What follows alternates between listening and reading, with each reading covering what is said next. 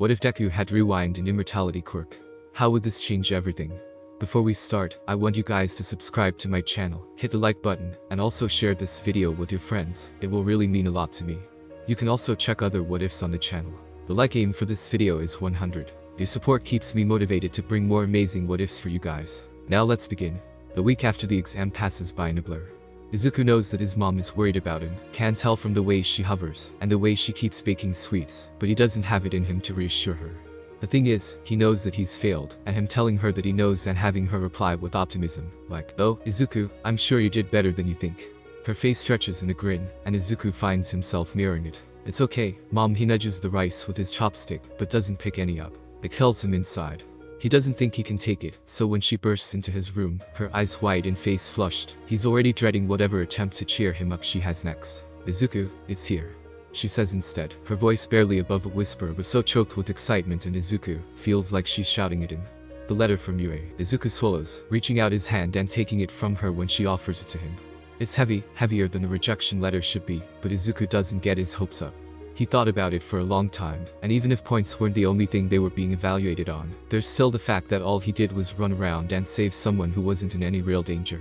That, and the fact that he's legally quirkless, functionally quirkless too, the fact that his application said not applicable under the section for quirk powers and title. His legal registration has a code on it, something that he wouldn't even know if he wasn't the one it was describing. It says, in type print, TJNAC. Toe joint negative, assumed quirkless. It's the code for people, like him, who are functionally useless even though they should, by all of the rules, have a quirk. They got unlucky, got one that was so tiny or so hard to activate, that it may as well not exist. Or they're just quirkless despite their feat. Science doesn't seem to be sure. Izuku does have a quirk, after all, but that's beside the point because legally he does not. He stares at the thick paper of the envelope, the thick legal type paper that means he couldn't see inside of the letter even if he tried. "Izuku," his mom says, and he looks up to see her worried face. "Aren't you going to open it?" Izuku bites his lip, looks back down at the letter. Could I do it alone?" he asks, voice soft. His mom must hear him, because she hums in response and he hears his door click shut. He takes a deep breath, then rips the letter open, flinching back when a heavy metal disc falls onto his desk with a clatter. He blinks, and thinks a holograph projector. Just as it starts to project, he feels his jaw drop when he sees that it's All Might announcing the results, and even though he's been less crazy about the guy lately, he's still a little starstruck to see him in a personalized message like this. So starstruck, in fact, that he misses the first few seconds of the tapes. He gives himself a shake and leans forward, gluing his eyes to the project, just as All Might points at him. "So, young Midoriya, you received an impressive score on the written exam, and 5 battle points on the practical exam." All Might is smiling, even though Izuku is so nervous he's shaking. Normally, of course, this would be insufficient to get into UA, however. The screen shifts, and Izuku finds himself biting his lip hard enough to draw blood. It shows Uraraka, on the day of the exam, judging by her outfit, looking nervous as she approaches President Mick. President Mick. She presses her index fingers together, looking at the ground. "Yes, how can I help you, little listener?" President Mick replies, and Izuku knows it's too loud from the way Uraraka jumps a little. She looks at the pro hero. Do you know Midoriya?" He has curly green hair." She gestures above her head, and is kinda plain looking. "He was one of the kids in my group." President Mick nods and says, "I'm familiar, yes. I was wondering if I could give him some of my points." She looks at the ground, shuffling her feet. "It's just, he helped me out, even though he didn't have much time left, and he even wrapped my ankle for me." She points at the ankle, which must have been healed since the wrapping was gone. "I don't know how many points he has, but he said he had less than me. And I just wanted to see if I could maybe help him, since he helped me." President Mick blinks at her, then smiles wide. "Well, we don't allow students to give away points, but you shouldn't worry." He leans in and stage whispers, conspiratorially, "You and Midoriya don't have anything to worry about." Izuku blinks when he hears that, and he swears he doesn't imagine the way President Mick glances at the camera. The screen cuts back to All Might, and he gestures at a pop-up of what looks like a blank table of results. "Midoriya, you received 5 battle points, but that wasn't the only thing we were looking for in the practical portion. Students were also awarded rescue points based on their ability and willingness to help others, even at a potential cost to themselves, as well as their ability to remain calm and collected, and work with others during a crisis." All Might's grin widens. "Midoriya, the judges all agreed that you and Uraraka showed incredible potential. You quickly put together a plan to help a fellow student, even knowing you did not have enough battle points. You communicated with her efficiently and administered appropriate first aid. For this, you received 60 rescue points." Izuku's jaw drops at the display behind All Might populates with names and point values. Izuku's name is in the 6th place, just above Iida. He quickly scans the names and sees Uraraka in 9th place, with 28 battle points and 30 rescue points. All Might starts talking again, and Izuku refocuses on the holographic man. Uraraka was given 30 rescue points for the use of her quirk, and her ability to stay calm and act logically, even in the face of danger. You and young Uraraka truly demonstrated how pros should help each other and work together to conquer difficult situations. With that out of the way, I would like to officially announce that you, Izuku Midoriya, have been accepted into UA's hero course in Class 1A Midoriya. Welcome to your hero academia. All Might bows, then the hologram flickers out, and Izuku is vaguely aware of the fact that his mouth is as wide open as possible. He just stares at the spot where All Might had been, thinks those words over and over again. I'm accepted. I'm accepted. I'm accepted. He stands up, wiping his sleeve at the tears running down his face, and bursts out of his room.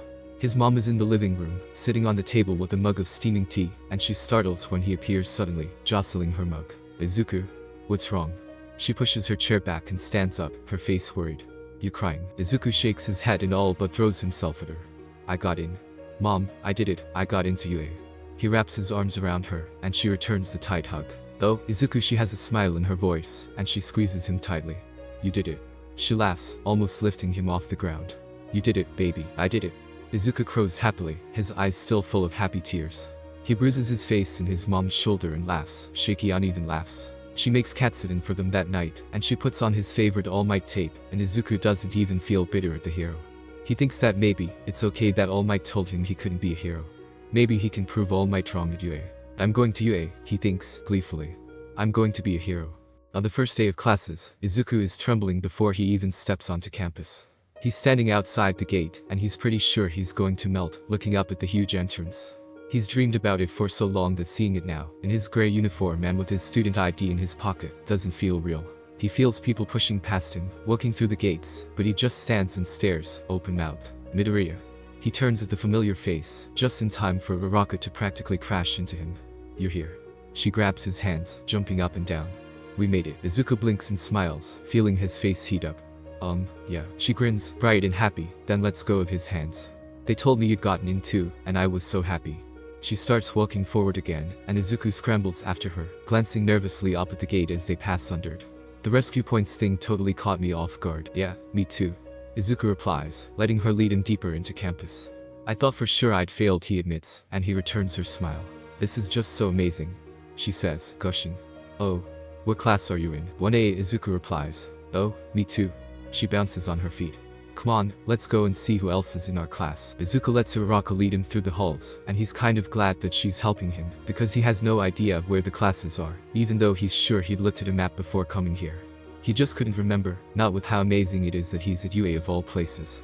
It's like something out of a dream. He watches Uraraka open the huge door to the classroom, and he follows her inside, looking at, oh.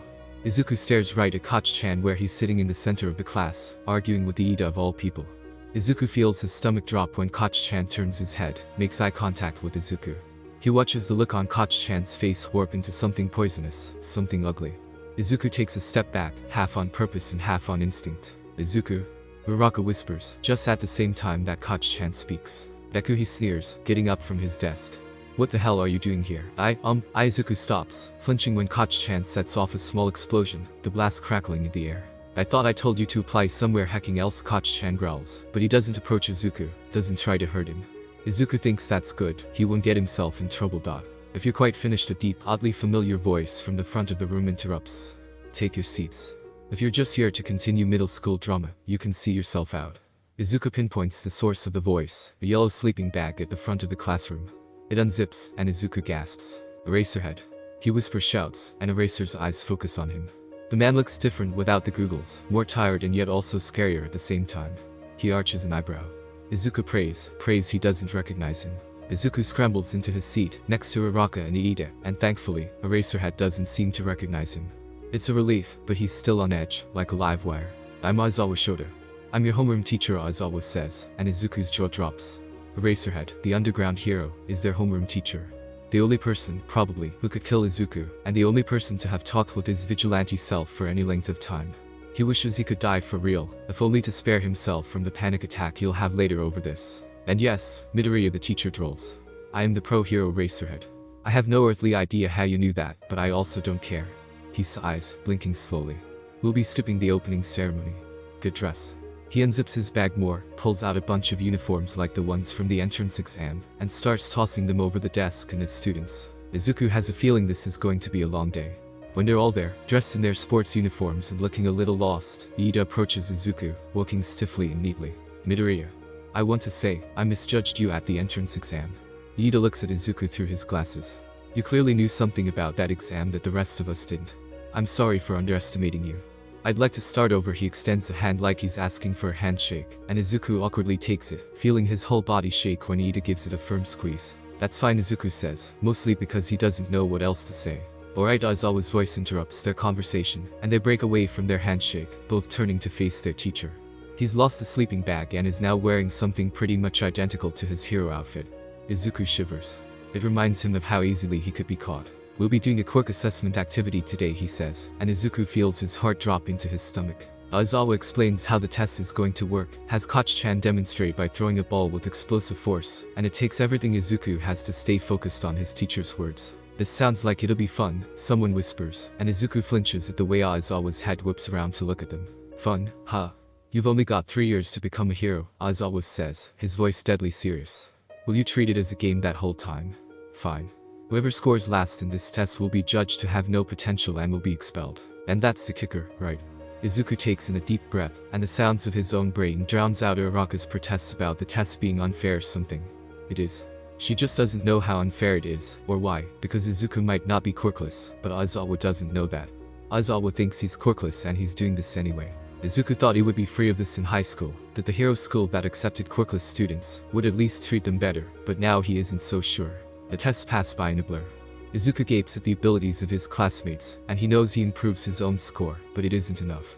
He keeps track in his head, roughly, and he knows he's a little behind even the invisible girl and the guy who can summon animals, even though they can't really use their quirks for this. It makes his head hurt, a little, when Uraraka throws that ball and hits infinity, but he tries to be happy for her. Maybe they'll stay friends even after he's expelled. The test ends, and Aizawa sighs. Here are your results, he says, and he makes his phone display them for everybody to see. Izuku hopefully reads through the names, his heart sinking lower and lower with everyone that isn't his. He's dead last. He feels like he's going to throw up. Midoriya, Aizawa says. You're expelled. You can be a hero, and it hurts Izuku in a way that he hasn't felt since that first day on the roof, since he stood there and heard All Might tell him those same words. Because I'm quirkless. He whispers, and he hears someone gasp behind him, but he doesn't look back. It doesn't matter anyway. He already knows that this run-through is a dud, that as soon as he's done here, he'll go home and draw a bath, place his knife next to the tub. Bleed out, slowly. Aizawa's eyebrow twitches. No, not because you're quirkless. He sighs, tipping his head back like this is a chore for him. Because that's all you are. The quirkless person can become a hero, he says, leveling Izuku with a gaze full of something dark. But you can't get there with hard work and determination alone. Trying your best to win the same way as everyone else is stupid, and all it'll do will get you killed. Izuku meets his gaze, and he feels a heat burning in his chest, something angry and strong. So you're saying it's not because I'm quirkless, but because I'm trying my best. He knows his voice comes out clipped, and in the back of his head, he's panicking, but somehow knowing that this isn't the last time he'll be here, makes it easier to be defiant. Heroes need to know their limits, Aizawa says, meeting his gaze without so much as a twitch. You're dismissed. His voice is cold, nothing like when he questioned Izuku as ace, and Izuku wonders which one is the act. He nods curtly, then turns on his heels and pushes past his ex-classmates, ignoring Uraraka calling after him. It doesn't matter. He'll see her again. When he gets home, his mom isn't there and he can take his time. He draws a hot bath, sharpens his knife on the whetstone his mom got him to celebrate him getting into UA. He waits for the water to fill the tub, sitting on the bathroom floor and drawing little red lines in the skin of his arms, one for each assessment exercise. It's stupid, and he knows they'll be gone when he wakes up, but it's the only little rebellion he'll allow himself. If he gets snappy with Aizawa next time or messes up again, it'll be worse for him. This is okay, it's not really hurting himself, since he's going to reset everything in just a bit. He sinks into the water, and slits his wrists. He wakes up right as the class gasps, Uraraka jumping to her feet. But, sensei, that isn't fair. She's frowning, and Izuku is trying to remember when this happened. Not everyone has a quirk that will help them with physical stuff. And it's only the first day, you can't expel us. I can, Aizawa says, and Izuku thinks right here and I will. Life isn't fair. Heroics isn't fair. Get used to it. And he starts the tests. Izuku knows what he's going to do, as soon as he processes that even though she doesn't know it, Uraraka was defending him. He knows it's a gamble, Aizawa is either going to hate it or love it, and if he hates it, Izuku isn't sure that there's a way for him to get through this first day. but he has to try. So, when it's his turn, when Aizawa tells him to throw the ball, that he can do anything as long as he stays in the circle, Izuku turns right at him and gives him a smile. It's shaky, but it's there. Aizawa doesn't react, not visibly, but that's fine. Izuku turns to Uraraka. Uraraka, would you mind floating this for me? He extends the ball so she can reach it without stepping outside of the circle. Her face lights up with understanding. Oh, yeah, of course. She skips over to it and taps it with all 5 fingers, and Izuku feels it go weightless in his hand. Thanks. He chirps, then glances over at Aizawa. Midoriya Aizawa starts, sighing dramatically, but Izuku doesn't wait for him. Heroes need to know their limits, right? Izuku says, and he sees Aizawa's eyes wind in just the tiniest bit, and Izuku clenches his fist around the ball. I don't have anything that can help me with these tests, so I asked for help. I didn't leave the circle, so it should be fine, right? Right, Aizawa replies. Go on. Izuku turns forward and throws the ball forward and up, launching it into the air just like Uraraka had. He feels the smile splitting his face. When they get the results, Izuku isn't last, and even though he's only 1 place higher than last time, he feels himself relax. He can't believe that trick worked. As for the expulsion, Aizawa says, that was just a logical ruse, to draw out the best in you. You may all get cleaned up for your next class. Izuku stares at him, and he knows he's making a dumb face from the way Aizawa glances at him, but he can't help himself because he knows it wasn't just a ruse. He expelled Izuku. And Izuku killed himself over it. It makes him sick to his stomach, and as they walk back to the locker rooms, he can't help but think there could be any reason for it, other than his supposed quirklessness. Why else would Aizawa spare quirk student from expulsion, but not Izuku? It's not the worst Izuku's had, not worse than being shoved into lockers and beaten and told to kill himself, but right now it feels like it is.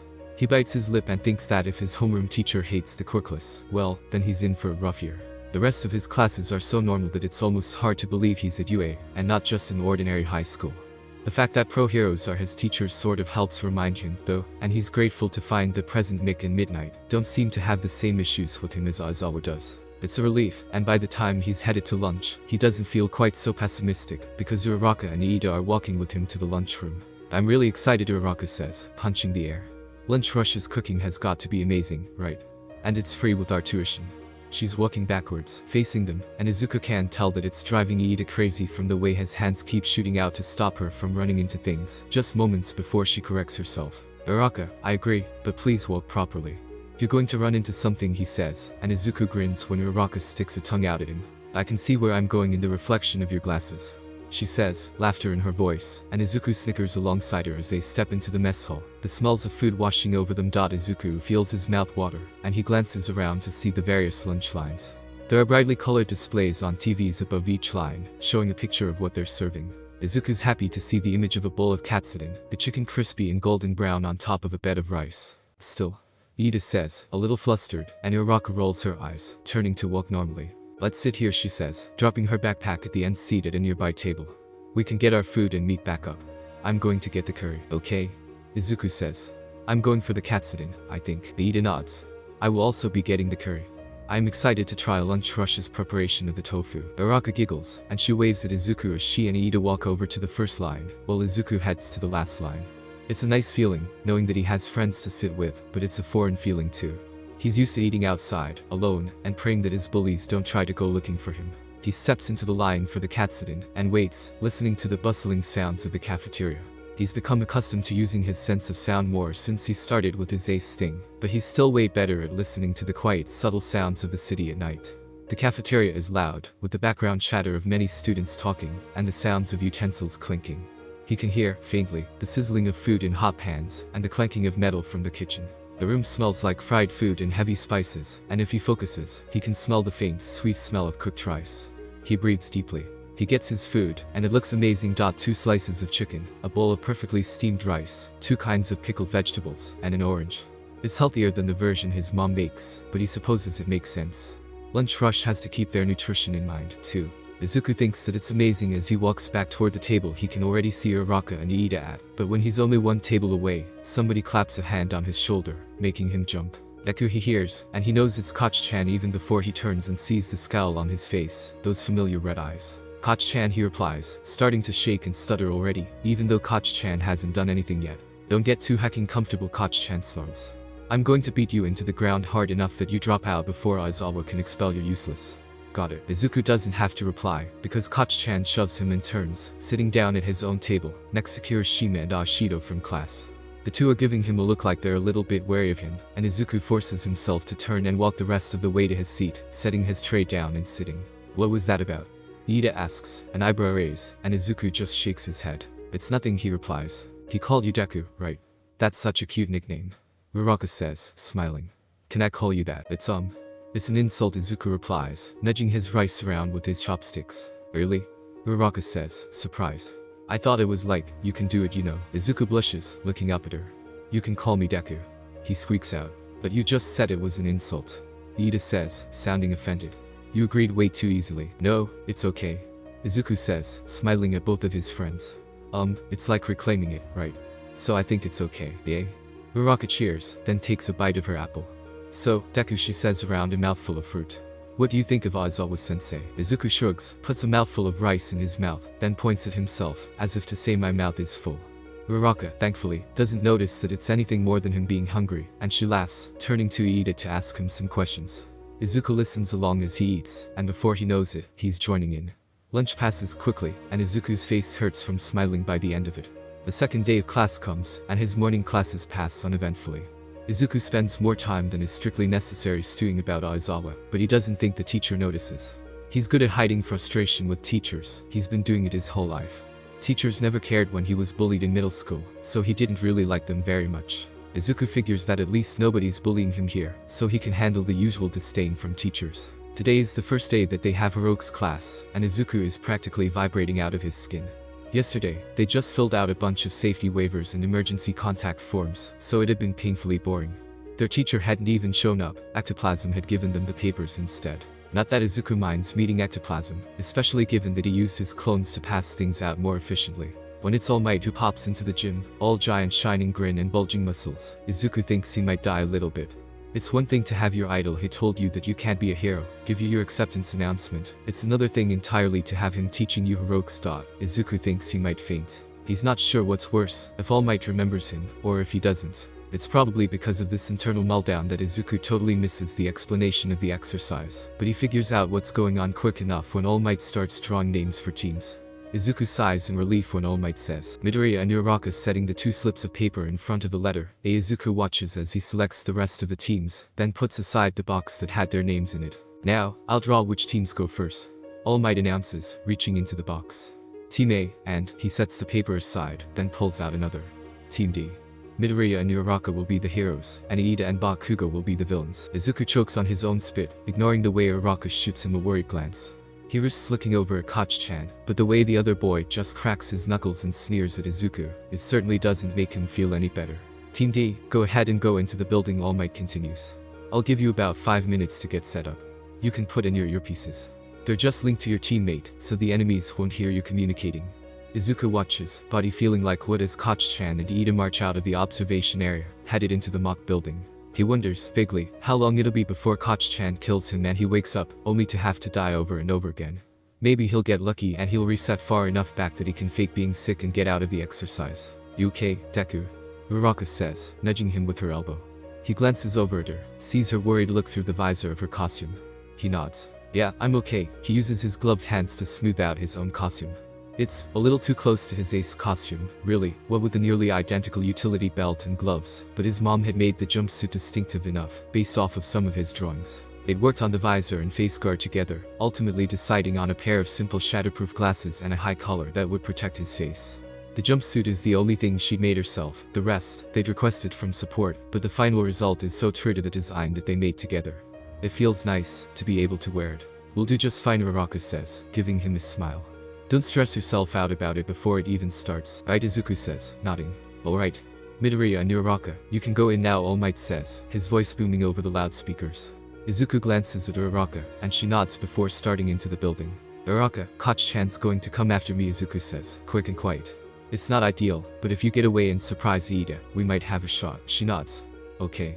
Be careful, okay. Okay, he replies, and she follows him as he walks into the building, glancing around quickly and trying to get a handle on his surroundings. He hears Koch-chan's footsteps, quick and angry and surprisingly light, so he knows to grab Uraraka's arm and yank her away from the wall in front of them. They jump back just in time for the wall to burst open in a concussive blast, making Izuku's ears ring. Though he whispers, and Uraraka nods before taking off towards the stairs that Koch-chan just revealed. She's gone before the dust clears, and that's good because when it does, Koch-chan is stepping over the pile of rubble, punching a fist into his own hand, and setting off a popping blast like he used to do after school, to let Izuku know he was about to suffer. Deku Koch-chan spits. You better not dodge. I'm not going to hurt you bad enough to make them stop this fight, he snarls, lunging forward with his right fist, but I'm going to get pretty damn close. Izuku ducks under his punch, letting it sail over his head as he steps to Koch-chan's side. The movement unbalances Koch-chan slightly, and Isaac sweeps at his ankles with his foot, sending his childhood friend face down into the rubble. What the hell was that? Koch-chan roars, propelling himself up off the ground, just as Izuku slides back, out of his range. You always start with the right hook, Koch-chan, Izuku says as he reaches down, grabbing a chunk of rubble with his right hand. He runs to the side, ducking under a blast that comes so close to his shoulder that he thinks he might have a burn there. He steps into the hole in the wall Koch-chan made, then lobs the chunk of broken concrete he picked up right at Koch-chan's head. He winces when it makes contact, knocking into the side of Koch-chan's skull. Koch-chan whips around to look at him, fire in his eyes. You think you're hacking better than me? He rushes forward, grabbing Izuku by the front of his shirt. Izuku squirms, kicking out with his feet, desperately trying to get down before Koch-chan blows his brains out. No, I don't. He pants, then drops straight to the ground. Koch-chan lets go of him in surprise, but it puts Isaac at a disadvantage, because he has to roll across the sharp, uneven rubble to dodge Koch-chan's next explosion. Then why the heck, Koch-chan hisses, throwing a punch that hits Izuku square on the cheek, sending him stumbling back. Do you think you can stand against me? A useless quirkless extra like you. Koch-chan, Izuku starts, but he has to stop when Koch-chan explodes a fist right next to his head, making Izuku flinch. He knows he can fight better than this, knows that he's better than this, but something about Koch-chan blowing up and calling him a quirkless loser makes him small and weak all over again. Deku? Uraraka's voice comes through the earpiece. I'm sorry, Iida found me out.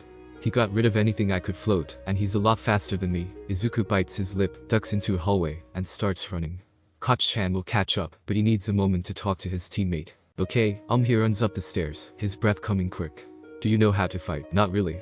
Uraraka gasps on the other end of the line, and Izuku winces, guessing that she was barely able to keep out of the way of Iida's kicks. Okay, so Iida uses his legs, which are they're longer range than arms. Izuku flinches at an explosion below him, prays that it'll take Koch-chan at least another moment. So if you focus on trying to punch him, on staying too close for him to kick, it'll be harder for him to get a good blow in. His feet are pounding on the concrete, and he wishes the building was big enough for him to try being stealthy, but there's no way when he knows Koch-chan can just blow all the walls out if he needs to. How am I supposed to get the weapon? Uraraka hisses, and Izuku clenches his jaw for a second, then answers. Is he sticking close to it, or staying with you? Close to it, she replies. Okay, Izuku replies, just as he sees Koch-chan round the corner. I've got to go, but go around him, not in through him. His quirk probably makes it hard for him to stay in one place. Okay, Uraraka replies, and Izuku hopes he's not imagining the confidence in her voice. Don't let Bakugo catch you. I'll try, he says through gritted teeth as he barely dodges a punch, a left one. Koch-chan is on guard, he thinks, sliding to Koch-chan's side and praying that Uraraka beats Iida quickly enough that Izuku doesn't die. You know, Koch-chan snarls, tilting his head. You've got some real hacking nerve coming to you, eh? This is my dream, and you know damn well that my plan doesn't include you in it. He punctuates his statement with a blast, louder than the others. I get to have dreams, too. Izuku shouts before he can think, and he knows he's going to pay for it when Koch-chan's eyes narrow. I requested these when I asked for my costume, Koch-chan says, raising a grenade-shaped glove. I know you know how my quirk works, so I'll spare you the hacking details. These things store my sweat, Koch-chan grins, and Izuku feels his chest sink. And I've been letting them fill up all this time. In Bakugo, All Might's voice fills the room, muffled through the walls all the same. Don't use that, it'll kill. It won't if he dodges, Koch-chan sneers, and he's pulling the pin on his grenade arm, just as Izuku has the sense to throw himself to the side and down. He thinks he might lose consciousness for a moment, because he doesn't register the sound of the actual blast, only the way his ears are ringing, and he can taste blood. He coughs, so choking his lungs, and he can't hear his own breathing over the sharp ringing. His head hurts, he notes absently. He looks up to see Koch-chan walking towards where he's collapsed on the ground, holding his chest and head off of the blackened rubble with his forearms. Izuku isn't sure what possesses him, but as Koch-chan raises a foot to stomp on him, he rolls to the side and grabs Koch-chan's standing leg, then leans forward and bites it, like he thinks he's a feral animal. Koch-chan topples over on top of him, and Izuku starts to hear him screaming over the ringing in his ears, just as he winds the capture tape around Koch-chan's ankles. Bakugo is captured. All Might's voice rings out over the loudspeaker, and Izuku dully notices he still has his teeth buried in Koch-chan's calf, and that Koch-chan is definitely hitting him on the back. In Bakugo, stop. All Might orders, and then pauses. The battle is over. Uraraka has retrieved the weapon. The heroes win. Izuku relaxes when he hears that, pulls his teeth out of Koch-chan's flesh, but that's about all he can do. He lays there, limp, as Koch-chan's weight suddenly lifts off of him. Deku. Uraraka's voice fills his head, and he looks upward to see a furious Koch-chan struggling in midair, and Uraraka crouching beside him with a bloody nose. Are you alright? I heard All Might tell Bakugo to stop, and there was this horrible explosion. You won, he says, and his voice is a slur. Uraraka's brows draw together. You got the weapon, only with your advice, she says, and then carefully wraps her arms around his shoulders and hauls him up, so he's sitting on his butt instead of collapsed on the ground. Geez, you look like you got hit by a truck. Got hit by a Koch-chan, he says weakly, and Uraraka laughs nervously, turning to look at something to her side. Hey, I think he has a concussion, she says, and it's the last thing Izuku hears before he's dragged into unconsciousness. He wonders, briefly, if he's dying. When he opens his eyes in the infirmary, his first thought is that he's been transported all the way back to when he was here after the entrance exam, after he failed and the zero-pointer crushed him. He stares at the white light on the ceiling and feels his eyes burn, smells the sharp antiseptic and thinks, I thought I died. And then he remembers that he was paired up against Koch-chan in the battle simulation, and jerks up into the sitting position, startling Uraraka and Iida where they're sitting in chairs beside his bed. Deku. Uraraka says, a smile splitting her face. You're okay. He's fine now, recovery girl says, and Izuku glances over to see her at her desk, filling out paperwork. But don't tire him out. Yes ma'am. Uraraka and Iida say in unison, and Izuku turns back to look at them. You were amazing, Uraraka breathes. We saw the footage after class, and you fought against him so well. And you give perfect instructions. I did what you said and I got around Iida and get the weapon no problem. Really? Izuku asks, feeling his face heat up. I'm sure it's because of you. It was really quite impressive how you managed to come up with a strategy under those circumstances, Iida interrupts, pushing his glasses up onto his nose. I thought I was going to die, Izuku says, sighing with relief, and he hears Uraraka chuckle, but it sounds a little nervous. Yeah, Bakugo's really scary, she says. All Might told him to stop and everything, but he just went, boom. She makes a little explosion gesture with her hands. You'll be satisfied to hear that I gave him a lecture on following the teacher's instructions, Iida says, folding his arms over his chest. We could have easily won that if he'd been calm and strategized, too. The villains were favored in the setup of that exercise, yeah? Uraraka says, nodding. That's why All Might said you were the most valuable player for a round. Because you took a difficult situation and worked through it, and you communicated with me and stuff. All Might said that. Izuku asks, feeling a little dizzy. Like, All Might, yes? Uraraka says, giggling. The one and only. Izuku blinks, suddenly remembering that he was at school. Wait, what about class? Am I late? You've been asleep for a while, Sonny. Recovery girl sounds mildly amused. All you missed was the rest of battle training, if what your teacher told me over the phone was correct. MMA-chan. Uraraka confirms. School's over, but me and Iida wanted to walk you home, since you hit your head and all. All Might said he'd give you a tape of the rest of the battles to watch next time he sees you. Iida and Iida corrects, pushing his glasses up on his face. You guys want to walk me home? Izuku asks, blinking. If that's alright with you, Uraraka replies, and Izuku nods fervently. They walk him home, and when his mom absolutely lights up at seeing them, when she invites them to stay for dinner and to hang out, Izuku almost forgets the look on Koch-chan's face when they fought. For all that he was hoping to stay away from Koch-chan, Izuku isn't surprised to see him waiting outside his house the next day. Izuku sees him, leaning against the fence and stuffing his phone in his pocket. He's got his backpack slung over one shoulder. Deku Koch-chan greets, and it's less of a snarl than Izuku thought it would be. Koch-chan, Izuku says wearily. He shuts the door carefully behind him, locking it before turning to face his childhood friend. He knows Koch-chan wouldn't stop him from locking up, for all that he rages and acts impulsive. Koch-chan likes Izuku's mom, always has, more than Izuku likes Auntie Mitsuki anyway. How the heck did you do it? Koch-chan growls, but he doesn't put a hand on Izuku, just wraps his fingers tight on the fence. How the heck did you beat me? You quirkless, and he says it like it's a dirty word, like it's something filthy. Izuku hates the way tears are already welling up in his eyes. He should be used to this by now. I've been working really hard, Koch-chan, he says, and his voice breaks, cracking. But how Koch-chan snarls, and Izuku realizes, suddenly, that his friend's eyes are tearing up, too. How did you beat me?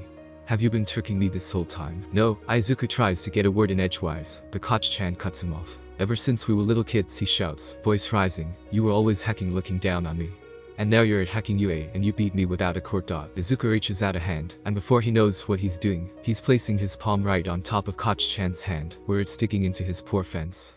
Koch-chan startles, like Izuku burned him, then makes eye contact with him. Koch-chan, I never look down on you. Izuku speaks, firm and calm like he does when he's Ace and not Deku. This whole time, I followed after you because I wanted to be like you.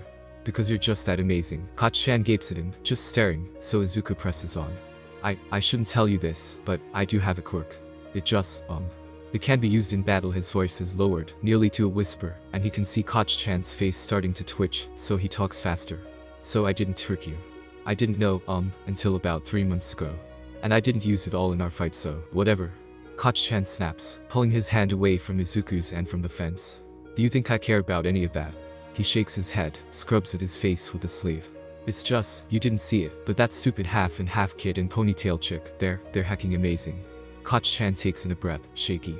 I thought I was already at the top, but this is just the hacking beginning. I'm not backing down. I'm going to be number 1. He points a thumb back at himself, then points to Izuku. And don't you think I'll let you beat me again, stupid Deku? Koch-chan turns and starts to storm off, and Izuku blinks for a second before running after him. Wait, Koch-chan. We're going to the same place, we should walk together. Koch-chan blows up at him and snaps, but they walk together anyway, and Izuku knows that this is the closest Koch-chan gets to an apology. It doesn't make up for the years of bullying, for the nasty nickname and the burn scars. Hell, it doesn't even make up for Koch-chan breaking the rules to hurt him in the battle simulation. But it's a start. Wait, so you're quirkless? Uraraka asks, mouth open. I thought Bakugo was joking. Izuku flushes, picks at his bowl of curry with his chopsticks. Yeah. He wonders, briefly, if it would be better to tell the school about his quirk, if only so he can keep friends while he's here. He doesn't look at her, doesn't want to see the look of pity or disgust or disappointment on her face. It's easier not to look at Iida, since he's beside Izuku instead of cross. Whoa, she says, her smile evident in her voice. That's super impressive, honestly. I barely got through the entrance exam with my quirk. Izuku glances up despite himself, sees her eyes wide with a huge grin. He risks a glance at Iida, who nods quickly and says, the test was clearly biased towards those of us with physical quirks, so it's especially impressive that you made it into the top 10. If anything, it's inspiration for all of us to work harder. Oh, yeah. Uraraka says, smacking her own forehead. That's why you're so good at combat, right? Because you aren't relying on a quirk. Izuku says, not sure how to respond. He's sure his face is a bright red, and it turns even brighter when Kirishima from the table behind Uraraka turns around, mouth gaping. Wait, for real dude? That's insane. He grins, nudging Kaminari beside him. Dude, Midori is a badass. Kaminari glances back at them, mouth clearly full of food and nods fervently. Izuku stares at the two of them, and he wonders if he's making a weird face, because Kirishima gives him an awkward smile and a thumbs up. You okay, Deku? Uraraka says, tipping her head to the side.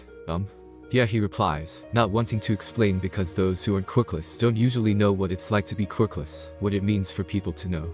How people usually react. They don't remember when he told Koch-chan when they were 4, when Koch-chan laughed at him and mocked him. They don't remember when his classmates in elementary school found out, when they asked the teacher if that meant Izuku would be a baby forever, and the teacher told them that he'd grow up, but he was fragile, that they needed to be careful. When he entered middle school, when the kids found out from the parents and the internet that it meant he was worthless. 2, when the teacher shrugged it off and told him not to provoke it, told him to grow a thicker skin. Quirkless kids are sensitive, don't you know? They tend to overreact to these things. Why else would the bullying statistics be so high for a population so small? They're sensitive, susceptible to mental illness. 2, they shouldn't be trusted with high-stress jobs. They're not fit for normal society. Deku? Uraraka says, and he realizes that she, Iida, Kirishima, Kaminari, and now Ashido and Koch-chan too, are all staring at him. He feels moisture on his cheeks and furiously wipes at the tears, scrunching his eyes shut for just a second. Most people, he says, voice shaky, don't think it's, badass. He sees Koch-chan scowl, sees Ashido make quick eye contact with Kirishima. It's okay, dude, Kaminari says, shrugging. We're not gonna make fun of you. Yeah, Ashido pipes up. It'd be like making fun of me for being pink, like you can't control it. It's just kinda awesome that you're the first quirkless hero course student, you know. Izuku nods, his eyes filling with fresh tears, but before he can say anything, a loud bell blares through the mess hall. He glances around to see his classmates looking around in confusion, then hears someone shout, it's the infiltration alarm. We've got to get out of here. And suddenly, students start to stand and push their way to the exit rapidly. Izuku stands up when he sees Iida and Uraraka get out of their seats. He starts for the door, but it's so crowded that it's hard to move. Everyone's panicking. Uraraka gasps, reaching out a hand and grabbing onto Izuku's backpack. Someone's going to get hurt. Izuku nods, biting his lip and trying not to get jostled too terribly much. He looks for Iida, but he's gone, off to the side somewhere. The walkway is hot with body heat and loud with the sounds of voices, the sounds of people panicking. Izuku feels like he's choking, but he tamps that down and thinks about what's happening. UA has a notoriously strong security system, he thinks. As someone broke in, this is bad news. He looks to the window, the large one to his right, and sees Iida pushing through the crowd. Uraraka. He shouts, float me. Izuku looks at Uraraka, who blinks and stretches out an arm, trying to reach Iida's outstretched hand. Izuku nudges the person in front of her, and Iida and Uraraka link hands for just a second, then Iida is floating above the crowd. Izuku watches with white eyes as Iida uses his quirk to propel himself over the heads of the other students, launching himself straight into the wall in an awkward position, like he's mid-step while running. He takes a deep breath and shouts, everybody calm down. It's just the media. Everything is okay. Loud and clear and straight to the point. The crowd seems to take a collective breath, then slows down, starts to move in a more orderly fashion. Izuku takes a deep breath and starts forward, slipping away from Uraraka slightly. She catches his shoulder with one hand and says, Deku, where are you going? We can finish lunch if it's just the media. Her brows are furrowed as she lets him go and presses her fingers together, releasing her quirk on Iida where he's moved to float just above the ground. The majority of the crowd seems to be dissipating, going back to their seats, as the principal announces something Izuku isn't listening to, his voice loud and clear over the speakers. I'm just going to double check something, he says, and Uraraka gives him a short nod. Be careful, okay? She says, flashing him a quick smile, and he returns it. She releases his sleeve and he turns, walking out of the lunchroom and down the hall quickly. There are a couple of students and teachers out here, and most of the students seem to be headed back to lunch or gathering in small clumps and talking. Midnight and Cementus are there, talking to a couple of students, and Izuku sees Ectoplasm helping a student with a bruise on their elbow and dirt on the knees of their uniform. Izuku grimaces sympathetically at that. It's not surprising that at least one kid got trampled, and Izuku's honestly just glad there isn't more. He moves through the crowd quickly, ignoring the way Midnight's gaze catches on him, tracking him until he turns the corner and marches down the hallway. It's empty here, and the shiny tile floor is reflecting the light pouring through the windows. Izuku can hear the talking from down the hall, but it's finally quiet enough for him to hear his own footsteps. He takes a deep breath. The thing is, Izuku knows UA is the best of the best. And while it's certainly possible that it was just the media, that there's some crazy reporter with some crazy quirk, it's also just as possible that this is something more. He can feel it, a twinge in his gut, and if he learned one thing as a vigilante, it was to trust his instinct. So, he pushes open the door to outside and steps onto the sidewalk. There are police officers and pro-heroes, both from the school and not, herding a crowd of what definitely looks like reporters back out of the gate. Izuku stares for a moment, watching the cameras and microphones the reporters have with them shining in the bright midday sun, before he realizes, the gate. The giant, metal gate that forms a part of the UA barrier, it isn't there. He looks at the rest of the perimeter, and sure enough, the barrier is activated there, dark iron metal contrasting against a clear blue sky. But the gate isn't. Izuku strains to see, squinting, but he can't make anything out around the reporters, and he knows better than to approach with the teachers and police there. Well, he knows better than to approach if he plans on living, anyway. Izuku takes a deep breath and walks toward the wall just to the left of the crowd, stepping off of the sidewalk into the lawn. The grass sways under a light breeze as he walks, skirting the edges of the commotion as much as he can without losing sight of everything. He listens to his own breath, to the low static of the reporters arguing and whining as they're finally pushed out. He sees the gate, crumbled into dust that's gathered along the edges of the opening in the barrier, mixed up with dust and footprints, but so clearly there, dark iron on the concrete ground. He sucks in a breath, because that could be a reporter's quirk, but reporters are usually so careful with quirk usage, because they're hyper-aware of its illegality. Midoriya. Izuku nearly jumps out of his skin when he hears his name, and he instinctively jumps into a fighting stance before looking up and seeing Aizawa, standing with his arms crossed over his chest, and a look of utter exhaustion on his face. Yes. Izuku squeaks, quickly dropping the fighting stance, using the motion to take a step back from his teacher. What are you doing? He asks, voice monotone. Izuku tries to figure out if it's from annoyance or something else, but it's hard to tell. I heard someone broke through the barrier, he says, looking back behind Aizawa. And I wanted to see how they did it. It comes out as more of a question, and he sees Aizawa raise a brow, then sigh. Get back inside and finish your lunch, he says, and Izuku nods quickly, turning and walking back towards the building that houses the mess hall. He doesn't intend on going back to lunch, though. If he can see who does that, who dissolves that wall, well. Izuku walks into the building, but he makes a detour once inside, headed up the stairs 2 at a time. He crosses his fingers that nobody catches him, because this is the riskiest place he's done this. The door to the roof isn't unlocked, but he didn't expect it to be. He goes to the top floor and opens a window, stares out. This window faces the back of the school, and there's nobody out here. It's only 5 stories, though, so he dives headfirst just to be sure.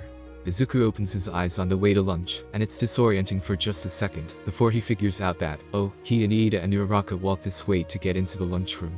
He stops walking, puts on a smile, and puts a hand up to the back of his head. Hey, I'm gonna stop by the bathroom first, he says, and Uraraka and Iida glance back at him. Okay? Uraraka says, flashing him a thumbs up. Iida nods, and Izuku turns and walks back down the hall, towards the men's restroom and, conveniently, the exit. He clenches and unclenches his fists as he walks quickly down the hall, feeling his heart rate pick up, like his body knows he's doing something against the rules. He pushes open the door to the outside, like last time, but this time there's no obvious crowd blocking the gate. It's open, but all of the reporters are outside of it like they should be, and they're not even crowding around it like they were this morning. Izuku can't make out faces or anything from this distance, though, so he takes the same path as last time, stepping onto the soft grass and listening to his own footsteps. It gives him something akin to deja vu, and he smiles at the thought. He has literally been here before. This time, though, when he walks through the neatly kept lawn and steps into the shadow of another building, close enough to see the bolts on the gate, and the wear rust has just barely started to gather in some of the lines and cracks, where it's been scrubbed off and the metal has been polished, this time, he isn't interrupted. He stands and stares at the shiny metal of the gate. They keep it open during the day, usually, in case students need to leave, but because of the media presence, they shut it. Izuku is maybe 20 feet from the gate, standing between a building that he thinks is for the groundskeepers and a tall oak tree, when it happens. It looks like something out of a book, the gate crumbling from a point about as high as Izuku is tall. It starts as a circle that flakes away, iron dust glimmering in the darkness. Izuku watches as the gate breaks and peels and flutters, like old, dry paint on weathered wood, except this is well-kept iron that's over a foot thick. Izuku swallows, and he stares directly at the man who did it. He's taller than Izuku, but not by much, and his hair is white, almost blue. He looks at Izuku, makes eye contact with him, and Izuku sees bright cherry-red eyes. His face is dry and flaking, like the gate, and Izuku takes a step back on instinct. This person is dangerous thought. He turns and runs, taking the first step just as the alarm goes off. He squeezes his eyes shut, trying to shake the image of that man's face, peeling and dry and wrong out of his head, and that's why he doesn't see whoever it is he runs straight into, probably. He blinks, taking a step back and opening his eyes, only to see Aizawa, of course, standing with his arms folded over his chest, just like last time. Just like last time. And an angry look on his face. He glares at Izuku, points a hand back at the school. Get inside and take shelter with everybody else until we figure out what's going on, he orders. We will talk later. And that's enough for Izuku to take off running again, sprinting across the lawn. He doesn't go into the building with the lunchroom, though. He goes back to the tall building, the one that he now knows kills him if he jumps off of the highest floor. As he walks, ignoring the shouts of other students and the eventual announcement that it's just the media, he thinks that he needs a better way to do this on campus. Something quick and easy and private, so that he won't get interrupted, and he won't have to trust that the building is tall enough, and that there'll be an open window. It helps, he thinks as he unlatches the window and swings his feet out. That I'm not afraid to die. He jumps. The next lunch period goes by in a haze, and Izuku doesn't try to break away from the crowd or run. Classes are a blur, too, and he's got a horrible headache that he's pretty sure is from the stress of knowing that a scary person with a terrifying quirk broke into the school, but he can't be totally sure. He gets called on like 10 times and gives half-hearted, stupid answers, but it's only because he can't stop theorizing about what's going on. Even on his walk home from the train station, with the sun spilling light through the leaves in the trees and onto the sidewalk, he's thinking about it. The villain has some kind of disintegration quirk for sure, something that dissolves or shatters or disassembles, that much is clear. But the real question is if Izuku should warn people, if he should say something about what he saw. The way Izuku sees it, there are a few ways this could go. 1, he could tell them and they don't believe him. They think he's lying, think there's no way he could have the information. That he's making something up for kicks or attention. 2, they could believe him. They could use the information and prepare, just in case. 3rd, and most likely, they could think he's an enemy. They could find it suspicious, think he's misleading them. Maybe this disintegration guy is a known problem, but a secret one. Maybe knowing will incriminate him, mark him as an ally of the bad guys. Izuku isn't used to teachers trusting him. He tips his head back as he walks, watching a flock of birds make their way across the sky. It's still clear and blue, but the afternoon light is darker and more saturated than it had been at lunchtime. He wonders if Aizawa thought he was a traitor, that last time. Maybe he thought Izuku took down the gate himself. Izuku thinks, briefly, about going out as ace tonight, but dismisses the idea. Tomorrow, they have the rescue training thing, and it's apparently a field trip that will take the whole day. He's trying to do well at UA, so he'll need to be fully awake for something like that. It shouldn't be too hard, really. Izuku watches nervously as 13 waves at them. He can't see any kind of facial expression under her mask, and it's making him jittery. He likes to know what teachers think of him. Whoa, it's like Universal Studios Japan, someone whispers from behind him. This space was created to allow all kinds of different rescue scenarios, and to practice rescue techniques in realistic environments, 13 says. It's called the Unforeseen Simulation Joint. It really is, USJ, Izuku thinks, a small smile creeping up on his face. He's not sure what he's expecting, really, but after the bus ride here, with his classmates making fun of Koch-chan and chatting about the world of heroics, he's a little more relaxed than he'd been yesterday. He takes a deep breath and resolves that even though Aizawa and 13 may not like him, he'll make the most of this. It's not like 13 has given him any kind of sign that she doesn't like him, either. Izuku watches Aizawa approach 13 and asks something under his breath. Izuku wonders what it's about, and then he sees 13 shake her head and hold up 3 fingers. Is it All Might's limit? Izuku wonders briefly, then gives himself a shake. He doesn't even know if the staff at UA know about that. He hasn't exactly talked to All Might about that, not since the day he found out, so he doesn't have a lot of information about it. For all he knows, 13 is talking about 3 cats. Alright everyone, before we begin I have one thing to talk about, 13 says, and Izuku straightens up. Or 2.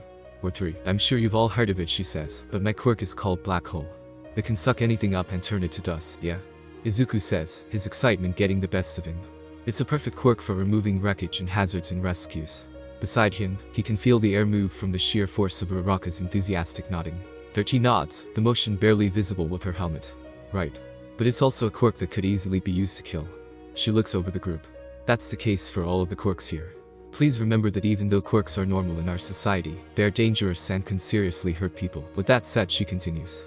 You learned about your quirk's limits with Aizawa Sensei's test, and with All Might's battle training, you got a feel for using your talents in battle. I hope this exercise can be a fresh start. You'll learn to wield your quirks and abilities to help people. You will learn that your quirks exist for that very reason. If anything, 13 might look at Izuku, or Izuku might imagine it, the quirks come second. The desire to help others is what makes the hero. 13 is so cool. Isaac thinks, bouncing on the balls of his feet. He can tell the sentiment is mirrored by his classmates, and he feels energy, quick and warm and happy, building in his chest. Helping people is why he lives, why he goes on the streets at night, and why he's attending UA as quirkless. It's why he exists. He knows that this exercise will let him finally get to hone his skills and get better at helping people. Alright, first things first, Aizawa says, but he trails off, glancing behind himself. Izuku sees it too, a swirling dark bloom in the air, a mist that looks heavy and oppressive. He watches it open, like a wound, and he feels his heart drop into his stomach when he sees a too familiar head of icy white hair push its way through. He sees the hands, capped with gold at the wrists and pale, all over the man's body and head, and Izuku thinks that he's going to throw up when he sees a flash of red in his eyes. Huddle together and don't move. Aizawa screams, and Izuku doesn't have to be told twice. He grabs those closest to him and pulls them together, just as Aizawa shouts, 13. Protect the kids. He starts forward, like he's going to fight, and Izuku swallows around the lump in his throat. More people, more villains, pour out of the hole in the sky, filling the ground in front of them. Is this like at the entrance exam? Kirishima asks. Is this part of the training? It isn't, Izuku whispers, just as Aizawa pulls his golden goggles out from under his capture weapon and puts them on, his hair already raising with his quirk. Don't move, he shouts, these are villains. And Izuku sees the cloud of mist coalesce, becoming something shaped like a man, with a strange silver piece at his neck and 2 vague eyes. He sees him tilt his head. Number 13 in Eraserhead, he says, his voice low and rumbling. According to the schedule we stole yesterday, All Might was supposed to be here. His voice is calm, like this is just another day for him. Maybe it is. Izuku realizes, with horror, that this is why the school was infiltrated yesterday. He wonders if warning the school would have been enough for them to stop this trip. After all of the trouble we went to, the man covered in hands says, his voice rough and dry and uncomfortable. We even gathered all of these idiots, the symbol of peace, isn't here. He hisses like a snake, tilts his head back and looks at them with a single red eye. I wonder if he'll show up if we kill some of the kids, Sensei. Yurirozu whispers.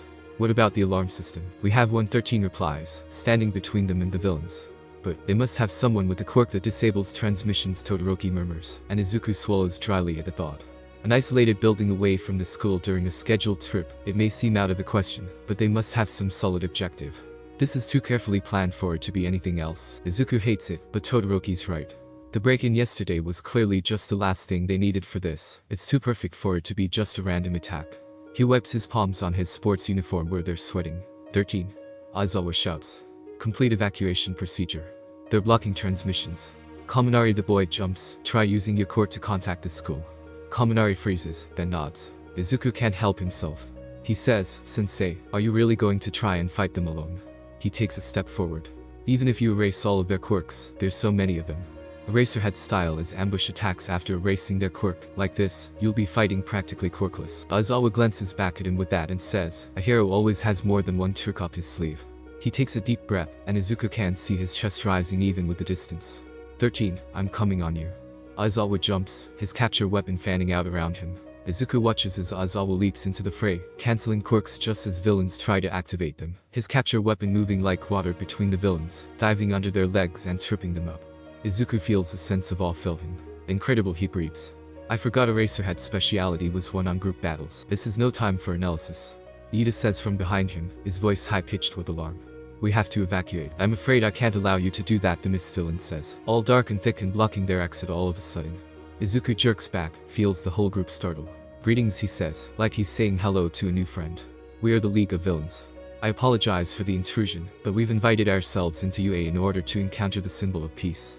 You see, his eyes narrow, like he's grinning. We were hoping we might extinguish him. His voice sounds like he's smiling, too, and Izuku shivers, goosebumps rising on his arms. Ah, well, it seems plans have been altered. The villain's sighs, the mist over what might be his shoulders shrugging. This is my role. The villain begins to swell, to expand, but Izuku blinks, and suddenly there's Koch-chan and Kirishima, both throwing punches at the villain. Koch-chan's face is twisted into a nasty grin, and Izuku can see Kirishima's arm, hard and crackly from his quirk. Ha! Koch-chan crows, an explosion bursting from his hand and into the villain. I bet you didn't think we'd act before you even moved. The two land in fighting stances, facing the villain, but 13 pushes in front of them, shoves them back. You two, get back. That was quite perilous, the villain says, chuckling. It's hard to remember that even if you are students, you are the golden eggs of hero society. Run.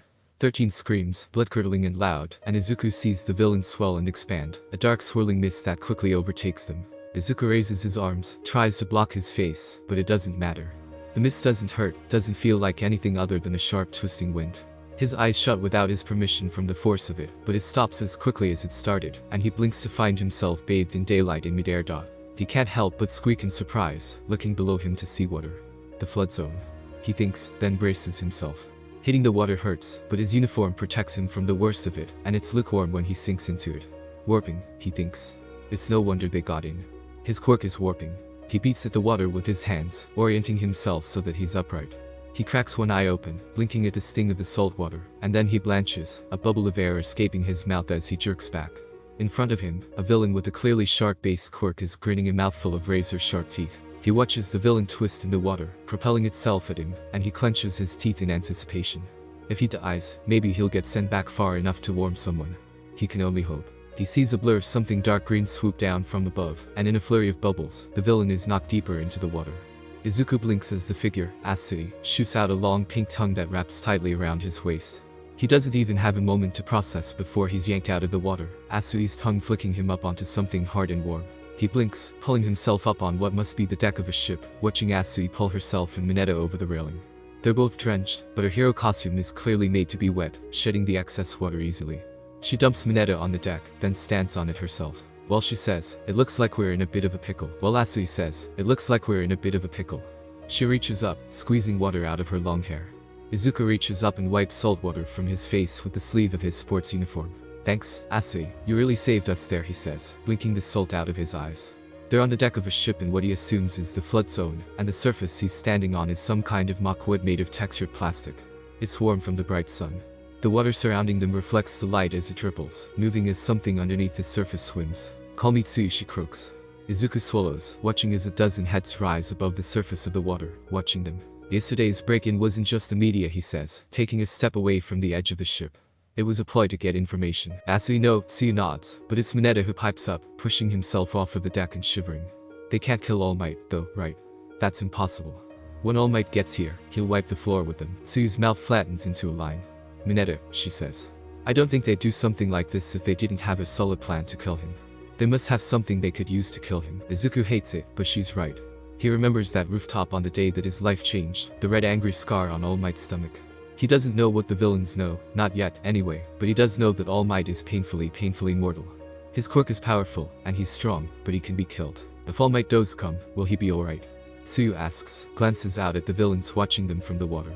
One of them, the shark-eyed that almost got Izuku when he first teleported here, is grinning a wide smile with too many teeth. Midoriya Mineta says, voice shaky with fear. He grabs onto Izuku's pant leg and points at the shark villain. Get back here, you little rat. The villain snarls, rearing his head back and laughing. I'll kill you. Izuku bites his lip, thinking. All Might is an obvious target for villainy in general, but the problem is that not many villains would stand a chance. He's the symbol of peace, who dissuades villains just by existing. For a reason, he's difficult to beat. If the villains are targeting him, is it because of his status as the symbol of peace? Or is it for some other reason? Izuku thinks about All Might's secret, his scar. Could that be done by somebody like the man covered in hands? If someone's insides were dissolved like that gate, would it make a scar like that, twisted and sunken in and angry? Midoriya Tsuyu says. You're mumbling. Izuku blinks, jumps a little. Sorry. He takes a breath. If they're going to try to kill All Might, if they have a plan to kill him, well, we need to fight back, right? He gives them what he hopes looks like a determined smile, and he tries to hide the way his hands are shaking. Tsuyu and Mineta look back at him, Tsuyu with a determined set to her face, and Mineta with a cast of fear over his, but it's enough for Izuku. How on earth are we supposed to do that? Mineta moans, shaking his head. If they're here to kill All Might, we won't stand a chance. Look at the villains, Izuku says. They're all suited to underwater combat, right? So they knew the layout of the SJ, but they sent Asui. He glances at Tsuyu. Tsuyu here, even though she's best suited for this area. So, they probably don't know our quirks. That makes sense, Tsuyu says, riveting. They're not boarding the ship, either. If they had intel about us, they probably wouldn't be so careful. Izuku nods. It means they're not underestimating us, though, so we need to be careful as well. None of that matters if we can't win, though. Mineta says, putting one hand on one of the balls on his head. My quirk is basically useless, and Midoriya doesn't even have one, so? Tsuyu says, giving him a look. Midoriya knows how to fight, ribbit. I can leap super high and manipulate my tongue. I can also swim well and empty my stomach contents out of my mouth. I can take these balls off of my head and stick them to things. Depending on how I'm feeling, they can stick all day. Oh, and they don't stick to me, Mineta says, demonstrating by pulling one of the shiny purple balls off and sticking it to the ship. Izuku nods. Mineta's right that me being quirkless puts us at a disadvantage here, he says, glancing at the villains watching them from the water. They seem to have gotten closer, if only by a little bit. But I think I have an idea. Mineta, how many of those can you produce? A lot, he says, pulling one off his head with a pop. Izuku watches another grow to replace it, almost immediately. But if I make too many, I'll bleed. Izuku nods. Okay, I want you to throw a whole bunch of them into the water. Tsuyu, can you come with me? I need to find something heavy. Really heavy. Tsuyu just nods, and Izuku's grateful for it. You're leaving me here. Mineta squeaks, pulling two balls off of his head and tossing them into the water. Izuku notes the way the villains flinch away from them. They can't hear us talking up here, he realizes. It's just for a second, Mineta, he says, giving him a smile. We'll be right around the corner. Tsuyu nods. Your role is really important, Ribbit. We're counting on you. Mineta nods back, tears welling up in his eyes. Okay. I'll do my best. And he turns toward the water, throwing a volley of dark violet orbs into the churning water below. Izuku turns towards the cabin of the ship and jogs toward it, Tsuyu's footsteps following behind him. So what's your plan? She asks as he tries the door to the cabin, thankfully finding it unlocked. I want to try to stick them all together, he says, stepping into the cabin, dark and hard to see as his eyes adjust. But we'll need some way to draw them all together, and all I can think of is trying to drop something heavy enough to make all the water rush to one spot, Tsuyu says, stepping past him to open a cabinet. Wouldn't it work better to make them do it themselves? What do you mean? Izuku asks, opening a crate on the floor. It's hard to see much, but the cabin seems to mostly be storage, rather than something intended to have passengers. There's more full wood floor and a number of cabinets and crates inside, along with an anchor and lots of rope. It smells too clean to be a real ship, like plastic and cedarwood, not salt and grime. Well, she says. They're after us, right? They'd all move to the same spot if one of us is in the water. Izuku shakes his head furiously. No, that's too risky. Plus, if any of them have long-ranged attacks, they won't approach us in the first place. He sifts through the cans in the crate, lifting one up to read the description. It's in English, though, and he isn't familiar with the words. It has some kind of warning label on it, though, something with a skull and crossbones and a flame. He squints at the label in the darkness, trying to make out any words he knows. What's that? Tsuyu asks, reaching into the crate and taking out another canister. I'm not sure, Izuku replies, looking up at her as she examines the label. I don't know that word. It's kerosene, Ribbit. She looks back into the crate. There was an oil lamp in the cabinet. It's probably for that. Izuku blinks, because he knows what to do with flammables. Kerosene floats on water, right? It doesn't matter if it'll light the water, either, as long as the villains think it will. They'll avoid it, clustering together if they have to stay safe. If the water is already full of Mineta's quirk, it'll make them stick together, locking them in place. Good idea, Tsuyu says, staring at him, and Izuku flushes. Was I saying all that out loud? He asks, picking up another can of the kerosene. Yes, Tsuyu replies. She looks into the crate. There are only 4 cans, Ribbit. The rest of this is just mineral oil, which won't burn. Izuku looks in the crate and realizes that she's right. The rest of the cans have different text on them, with slightly different colors on the label. They look to be orange and red, but he can't really tell in the dim light. It doesn't really matter, he says. If we pour the kerosene on the water, it'll smell like gas anyway, right? The mineral oil will float and look just like the kerosene, so the villains have no way of knowing it's not the same stuff. He looks at Tsuyu and grins. We're not going to actually set it on fire. We just have to make them think we are. Tsuyu nods, setting her bottle down in the crate and lifting the whole thing up. It wouldn't be very heroic to set them all on fire anyway, Rupert. Even if they deserve it. Izuku lets out a little laugh and nods, walking back out of the cabin. Tsuyu follows behind him, and he can see Mineta out on the deck, blood running down the back of his head. Mineta. Izuku calls. Are you alright? He picks up his pace, stopping at the railing and looking down into the water. It's flooded with Mineta's orbs, the violet blobs floating and bobbing in the dark water. The villains are avoiding them like they're bombs, looking uneasily up at Izuku and Mineta. I'm trying my best, Mineta says, and Izuku realizes he's crying a little. I'm not going to be outdone by you two. Izuku nods, because as weird as Mineta is, he's integral to this plan. Izuku shows Mineta the canister he's holding. We're going to put this in the water, he says, and Mineta blinks. It's flammable, so we can burn the villains. What? A villain shouts from the water below. You're going to what? Izuku resists the urge to smile, as the villains start shouting at each other. It's probably a bluff, the one with the shark face says, rolling his eyes. Izuku can see the motion even over the short distance. What would they have on that fake ship that burns, anyway? Kerosene, Izuku says, holding out the bottle so the English label is turned towards him. And if you think you're bluffing, he says, unscrewing the top of the bottle slowly, the metal lid making a satisfying scraping noise as he does. Come and see for yourself. He hands the open bottle to Tsuyu, who nods and takes it in her tongue, sticking the organ out and whipping it through midair, above the villains' heads. The kerosene sprays out in a fan-like shape, and the villains all seem to swim backwards and away from it, the water churning and mixing. Where the kerosene lands, it glistens in rainbow colors, like an oily puddle on a sidewalk. Get away from it. One of the villains shouts, swimming furiously back. If you have gills, that stuff's bad news. He backpedals in the water, backing right up into 3 of Mineta's orbs where they've clustered together. Izuku watches as a look of realization comes over the villain's face, and he jerks to the side, running into a villain with crab claws. Hey. He growls, turning to face the villain who's now stuck to his left claw. Watch where you're going, punk. The villain swings a claw at the other villain, slapping him in the face. Tsuyu nudges him in the side with an elbow. I'm going to do another one, Rupert. She angles her head to the left, where the villains are still mostly unclumped. The center of the group seems to be the most disorganized, quickly getting themselves all stuck together in a great violet mass. Izuku nods, and reaches down for the second bottle of kerosene. He opens it and passes it to her. This time, her tongue flicks out over the water and dumps the fluid in a neat line, forcing the villains on the far side of the group to dodge towards the center, smashing them into each other. Izuku quickly loses track of any individual villain. Between the foam of the water, the flailing limbs, and Mineta's balls, they're nearly impossible to keep an eye on.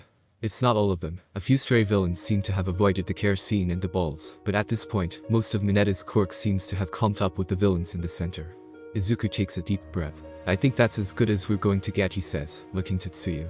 Can you get us out of here? I think so, she croaks. Hold on tight. I'll need my tongue to launch us, so I'll have to hold you two with my arms. Izuku nods, reaching forward to grab onto her left arm. He feels a little awkward pressing himself into her body cool and damp from the water, or maybe her quirk. Mineta seems to have no such qualms. He practically launches himself into her. Ready? She asks. Mineta nods, and Izuku hums his agreement. Tsuyu flicks her tongue out and jumps, the pink appendage wrapping around the railing of the ship as she crouches and leaps. Izuku watches, his head turned to see the way she uses her tongue to launch them higher once they're in the air, sending them sailing over the water. This is amazing. He shouts, barely audible over the sound of the wind rushing past them. You can practically fly. It's very limited, Rupert. Tsuyu shouts back. I can't control my trajectory midair. Izuku glances below them, at the dark water. A little ways back, he sees the mass of villains, still struggling to break free. He trails his gaze over the water, stopping when he sees their shadow. Oh no, he breathes, and he doesn't think the others hear him, but it doesn't matter. In the water below, a villain is chasing after them, his octopus-like tentacles whipping through the water. Izuku swallows, realizing that they're slowly losing altitude. Soon, they'll be in his range. Tsuyu. He shouts, looking up at her. What is it? She replies, glancing back down at him. Her eyes widen for a second, and Izuku knows she sees what he did. When I let go, he says. Don't try to catch me. He can see it already, sooner than he expected. A gray tentacle, shooting up from the water below them, reaching for Izuku's ankle. He's the lowest down of all three of them, what with Mineta and Tsuyu both being shorter than him and all of their heads being roughly the same height. Midoriya, don't. She replies, but it's too late. Izuku feels something strong and wet wrap around his ankle, and he releases his grip on Tsuyu before the tentacle can jerk him downward, yanking him out of her grasp. He hears Mineta scream as he falls, and he can only hope that they make it to land okay. He can't tell if they're falling any faster, given the speed at which he's plummeting to the water. He remembers reading, somewhere, that if you fall from high enough up, water feels just like concrete. He isn't sure if it's just that he wasn't quite that high, or if that's a myth, but hitting the water doesn't knock him out or kill him immediately. It sends pain through his ankles and knees at the moment of impact, knocks his breath out of his lungs, sure, but he's still conscious when he's dragged under the water. He opens his eyes, grimacing at the salt water, then probably shuts them again as a tentacle wraps around his chest, squeezing all of the air out of him. He tries to scream as it wraps tighter, as something in his chest cracks and burns, but he's out of air. He isn't sure if he's drowning, or if that's just the feeling of being crushed. He's grateful when his vision slips into blackness. When he opens his eyes, he's praying that he'll see the classroom or the bus or even the outside of the USJ, but what covers his vision is that thick dark mist. He swallows, feeling a pit of dread in his stomach as the world rematerializes around him, and he braces for the fall into water, but instead finds himself surrounded by heat and light. He blinks, turning to see what has to be the conflagration zone, with red and orange flames curling up around simulation buildings, empty shells of concrete and iron. Midoriya. He turns to see Yaoyorozu, a sheen of sweat already on her skin. She runs toward him, her hand on her stomach as she makes something with her quirk. He feels something like despair inside of him because this isn't what happens. It's him and Tsuyu and Mineta in the flood zone, not him and Yaoyorozu in this place. It hits him like a ton of bricks, and he breathes. It's random, and it doesn't matter that Yaoyorozu blinks at him like he's grown a second head. They don't know our quirks. It's not predetermined. It's random. He looks down, stares at his hands. His quirk sends him back in time, but he's always just assumed everything, except for him, was constant awe. He didn't think that it'd be like this, that the random things were still random, that he'd be thrown into a completely different situation. His hands are shaking. What do you mean? Yaoyorozu asks, pulling a mask from her stomach. Here, put this on. She hands it to him. For the smoke. Izuku nods, putting it on. I don't think they know our quirks, he says, strapping it into place. They obviously know all of their own quirks, so we can expect to see some guys with fire-related quirks here, but they don't know ours. Yaoyorozu bites her lip, her brows furrowing. How do you know that? Izuku blinks, swallows. If they knew, he says, glancing around. Wouldn't Tia-san, Asui, be here too? She'd be vulnerable to fire. Yaoyorozu frowns, then nods, putting on her own gas mask. You're right. If that's the case, we need to get out of this zone as quickly as possible. We're at a huge disadvantage from the environment alone. As if punctuating her point, a piece of concrete breaks away from the rest of the building behind her, the fire crackling and popping when it falls to the ground with a crash. Sparks and embers are knocked upward, and the pile of rubble it creates starts to spew black smoke. I can make fire blankets, she says, fanning her face, but they're more for smothering small flames. Izuku shakes his head. We can't worry about that right now. We have to get out of here as soon as possible, before the villains in the area come after us. Are you sure there's Yaoyorozu is cut off as a blast of fire, thick and bright yellow-orange, comes flying at her from behind. Izuku leaps forward, yanking her down and to the side. They land on the hard, hot ground, and Izuku hisses as he rolls off of Yaoyorozu and onto hot embers. He pushes himself up with his elbow, then looks over to see Yaoyorozu getting up as well, only for another burst of hot flame to shoot out at her. Get down, he says, but she's not reacting fast enough. Izuku doesn't know why he does it, he just reset, he should get more information first, but he leaps at her, pushing her out of the way of the blast again. This time, though, he's caught in it, the blaze pushing into his back and legs, just as he tries to flatten himself to the ground and get out of its way. There's no force accompanying it, so he isn't blown back, but he catches flame immediately, and he can't help but scream at the pain. He can feel his skin blistering, melting and twisting. Nothing else registers, and Izuku feels himself pushing Yaoyorozu away from him, away from the unnaturally yellow flames that climb around from his back and snake up under his armpits, chasing his throat. Izuku watches the reflection of the flames in Yaoyorozu's wide, terrified eyes, as he burns to death. Izuku knows to expect a miss this time, but it doesn't make the knowledge that he's going into a dangerous situation, one that's already killed him twice, any easier. He squeezes his hands into fists and opens his eyes, watching as the mist clears, and suddenly his feet are on solid ground. He blinks, glancing around for fire or water or something, and he sees Ojiro looking at him with a confused look on his face, and a pair of gloves and shoes that means Higakure's here, too. They're on some kind of a ledge above a sheer cliff that drops maybe 20 or 30 feet, the ground a rugged brown stone. Izuku sees a few tufts of grass poking out from cracks in the rock, stretching up to get at the light. The mountain stretches onward above them, a series of slopes and sheer cliffs and the occasional ledge. Izuku can see two villains already, one clinging to a sheer cliff with his hands and feet like a lizard, the other with her head and shoulders poking out of the rocks like she's swimming in it. We're in the mountain zone, Isaac says, looking at Ojiro and Higakure. We need to defeat the villains here and get to the central plaza, fast. Ojiro nods, and Higakure flashes him a gloved thumbs up. You take the ones up top, Ojiro says, flicking his tail at them. I can get the ones coming from the side. Izuku blinks, casting a quick gaze to their left, and sure enough, he sees at least 4 villains edging along the ledge towards them. He grits his teeth in hopes that Ojiro knows what he's doing, but he trusts his classmate. When he'd reviewed the tapes from the battle simulation, it had been clear that Ojiro is well trained in combat already, some sort of mixed martial arts that utilizes his tail. Izuku sees the sticky hands villain tense for just a moment, and that's all the warning he gets before the villain pops off of the cliff above, leaping down at him. Izuku dodges forward, towards the rock wall, only for the villain swimming through the rock to graze him with a kick aimed at his head. He hisses through his teeth and glances between the two of them, trying to figure out how to hit both at once. As a vigilante, he rarely fights more than one person at once, even more rarely in a setting like this. He's not used to it. Hey, Midoriya, a voice whispers in his ear, and Izuku just barely stops himself from flinching. Lure one of them to the edge, okay? I can push them off. He nods, as subtle as he can, then casts his gaze to where Higakure had been earlier. Her gloves and shoes are on the ground, sitting on the ledge. He can see Ojiro fighting with a villain that looks to be crusted in thick dried mud, but he forces himself to focus on the battle he's engaged in. He slides away from the wall just as the female villain punches from within it, and Isaac spins, so that he's facing the villain who'd been stuck to the wall. He can see that villain's blue hair sticking out from under a yellow bandana, and his hands are a bright yellow color, covered in some kind of odd scales. Izuku ducks towards him, feinting at a kick that the villain easily dodges, leaning towards the edge of the ledge. Izuku follows up with a punch, one that doesn't even come close to hitting, but makes the villain step back anyway, flipping his head to flick a piece of loose hair out of his face. Geez, you can't even hit me, the villain says, rolling his eyes. I knew y'all were kids, but come, he cuts off with a scream as suddenly he's toppling over the side of the ledge, rolling down the sheer slope and grasping desperately at the plant life there. Higakure says, her voice just a few feet in front of Izuku. I kinda feel bad for that one. That was awesome, Izuku says, smiling.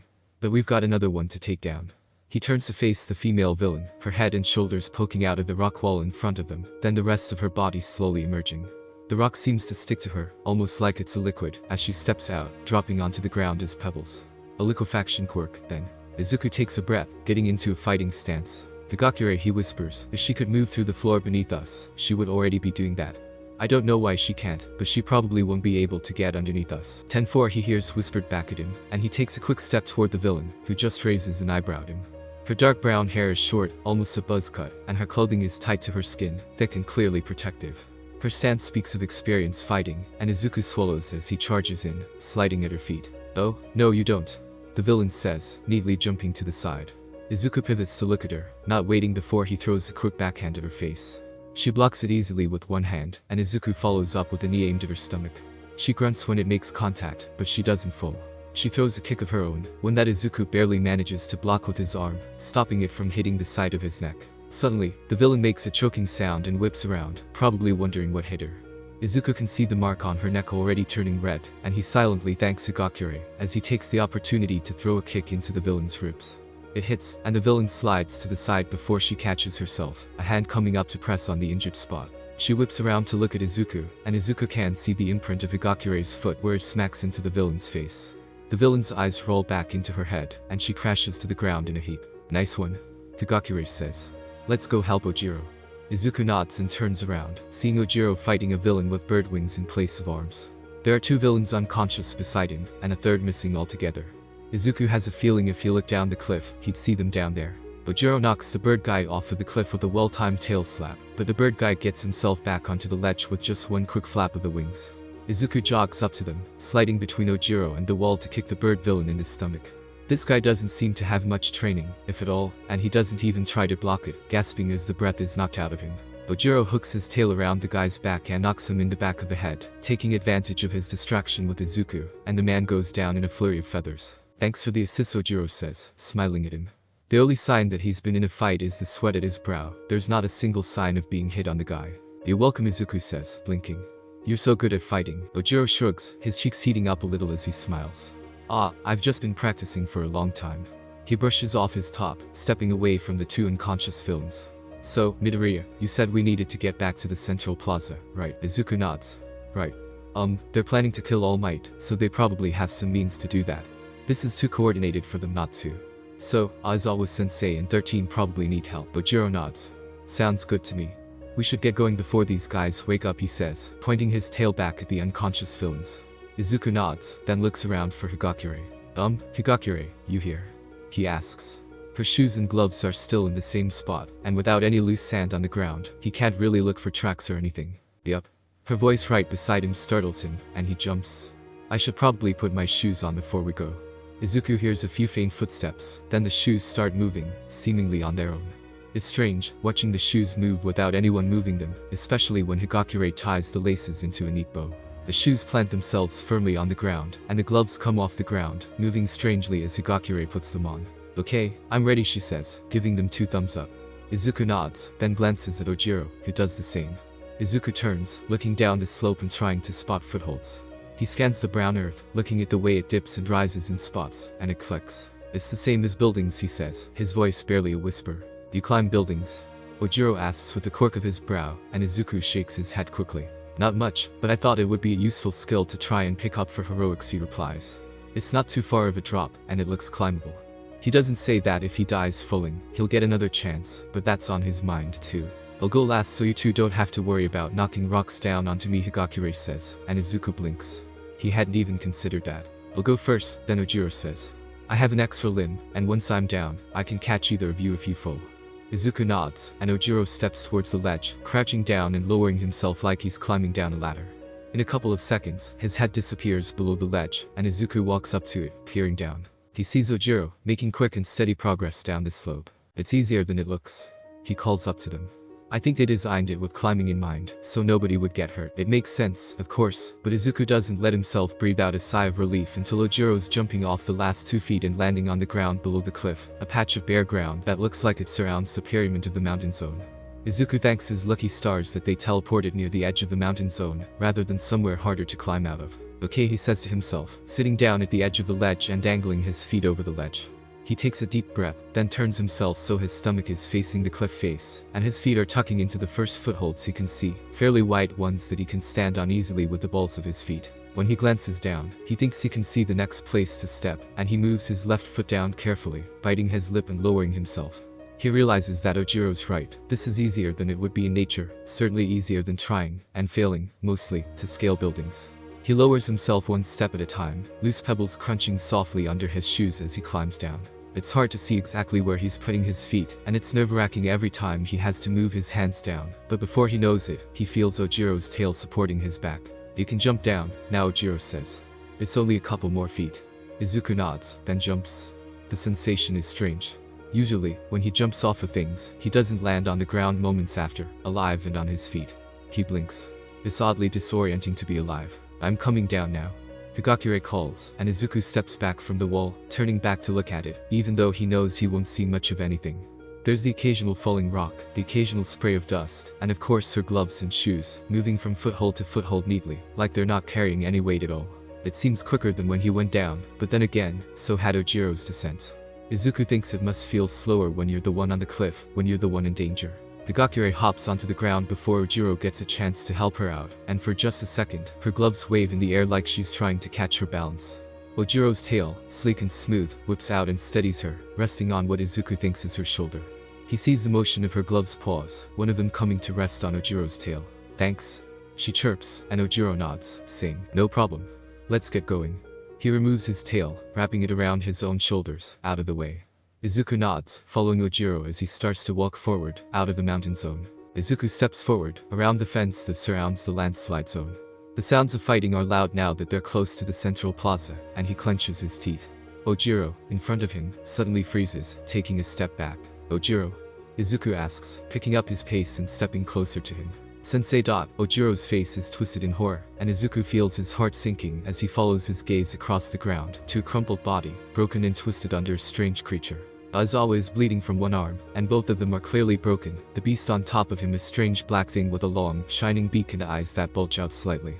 The creature's brain is exposed, glistening sickly in the light, pulsing and pale. Aizawa's goggles, bright gold, are lying in the dust, cracked and broken. Izuku can see his hair, damp with dark liquid, tangled in the dust. Izuku swallows. No, Higakure whispers, her gloved hands wringing together. Higakure, Izuku says, quietly. Take your gloves and shoes off and sneak out. Get help. But she says, her voice wobbly and wet. Aizawa-sensei, he's not dead, Izuku says firmly. Look, he's breathing. He tips his head toward where Aizawa is lying, his chest rising and falling too fast to be healthy, but it proves he's alive, and Izuku will take it. Okay, Higakure says, one glove dropping to the ground. Okay, Midoriya, we need to get out of here, too, Ojiro says, his eyes glued to Aizawa as the teacher raises his head, struggling against the creature's grasp. The thing's hands are bigger than Aizawa's skull, and Izuku can hear his breathing from here, ragged and loud and wrong. Izuku shakes his head. You run, he whispers. Go to one of the other zones, find shelter. The man covered in hands, standing off to the side, approaches Aizawa and the monster. Eraserhead here asks, grinning under the hand on his face. You can erase quirks, huh? A pretty impressive ability, but he reaches up a hand, scratches idly at his neck. Faced with overwhelming strength, you may as well be quirkless. He tips his head slightly, and the beast crushes Aizawa's upper arm in one hand, the snap sickening and loud. Izuku feels bile rise in his throat, and he swallows down the urge to gag. I'm not leaving if you're not, Ojiro says, and Izuku just nods, his mouth too dry for him to speak. He watches the creature, huge and terrible, pull Aizawa's head up off the ground. His teacher's eyes, white and red with his quirk, briefly meet Izuku's, and Izuku wonders if he's imagining the pure fear there. Aizawa grunts, struggling for just a moment, then the creature slams his head into the ground, cracking and splintering the concrete underneath him. Izuku covers his mouth to smother the scream that wants to climb out. Aizawa doesn't move, and Izuku sees dark blood leaking out from where he lies, still on the ground, breathing but just barely. That black mist starts to materialize behind the hand villain, spilling out into the air like ink dropped in water. The hand villain turns. Kurogiri, he says. Then 13 is dead. I incapacitated her for now, Kurogiri replies, and Izuku wonders if Aizawa is what they mean by incapacitated, or if 13 is in even worse shape. But one of the students has a speed quirk, and he was able to evade my capture. The other students impeded my attempts to stop him, and thus he was able to escape with his life. Iida. Izuku thinks, a bright spark of hope flaring in his chest because he remembers, vaguely, that first time through, where Iida and Shoji dove to the side. If they aren't transported at all, he thinks, taking a shaky breath, it isn't random. Iida escapes, so we just need to survive long enough for help to arrive. We just need to survive. What? Ojiro whispers, throwing a confused glance back at Izuku, and Izuku bites his lip, shaking his head. It's nothing, he whispers back, cursing his habit of mumbling. He looks at the villain covered in hands, watches as the edge of his expression, barely visible, shifts into something dark and ugly. Ha! He says, reaching a hand up to his neck, another to his cheek. He folds over just a bit, scratching furiously. Izuku can see one of his eyes, wide open and angry. If you weren't our way out, he hisses, I would dissolve you right now. There's no doubts that if pros arrive, we'll be in trouble. He groans, low and keening, like he's in pain. It's game over for now. He pulls his hands away from his neck, and Izuku can see red blood welling up, spreading through the cracking, dry skin. We'll leave, then. He says, straightening up and dropping his hands back to his sides. Something about the way he says it, so simply and so plainly, sets Izuku on edge. They're leaving? Ojiro asks, barely more than a breath. I hope so, but Izuku swallows. It's a little odd, isn't it? Ojiro nods, and Izuku sees his tail curl tighter around his shoulders, like he's hugging himself. Izuku wishes, briefly, that he could do that, but he settles for taking a deep, steadying breath. Before that, the hand villain says, turning to look directly at them. Why don't we kill a couple of kids? He lunges for them, jerking forward suddenly, but something seems to stop him, the pants on his legs compressing weirdly as he falls, unbalanced. He lands on his hands and knees on the ground, the earth between his hands cracking and dissolving. The villain whips his head to the side wildly, looking around with blazing red eyes, and Izuku knows exactly what just happened. I heard that Iida got away, Higakure says, somewhere between Izuku and the villain. And I couldn't just run, so. Nomu the villain growls from his place on the ground, his arms shaking with rage. Kill her. His voice is a raspy, terrible hiss, and Izuku moves without realizing what he's doing, rushing forward. He can't see Higakure, but he can see the Nomu, that terrible, bird-like beast, as it drops Aizawa and lunges forward, thick saliva dripping from its mouth as it swings wildly at the air. It's that saliva that tells Izuku where Higakure is when a spray of it stops strangely in air, like it's caught on something invisible. Izuku thinks he knows where she is, trapped between the hand villain on the ground and the Nomu lunging for her, and he doesn't even have to consider it when he shoves her out of the way of the attack. The Nomu's punch hits Izuku in the ribs, just under his raised arm, and he hears rather than feels them break, a series of quick, wet crunches that reverberate through his body. He feels foamy blood rise from his throat when he lands on the ground, and tries to gasp in air. It doesn't work, and his chest feels heavy and full, like someone's standing on him. He watches, through half-open eyes, as Aizawa hauls himself up where he's lying on the ground, and his last thought before passing out is thank goodness, he can save Ojiro and Higakure. Izuku opens his eyes in the black mist, his head pounding with pain, hot and dry and thick. He lands on his knees, and he knows he's back in the conflagration zone from the heat surrounding him, from the hot lick of fire against his skin. He gives himself a shake and stands up, squinting against the brightness of the heat while his eyes adjust. Dude, you okay? Izuku sees Kaminari staring at him, standing a couple of feet away on a piece of relatively unburned piece of concrete. He's got a hand on the earpiece he has, and Izuku can see some bright sparks flickering between the device and his hand. Yeah, he says, straightening up.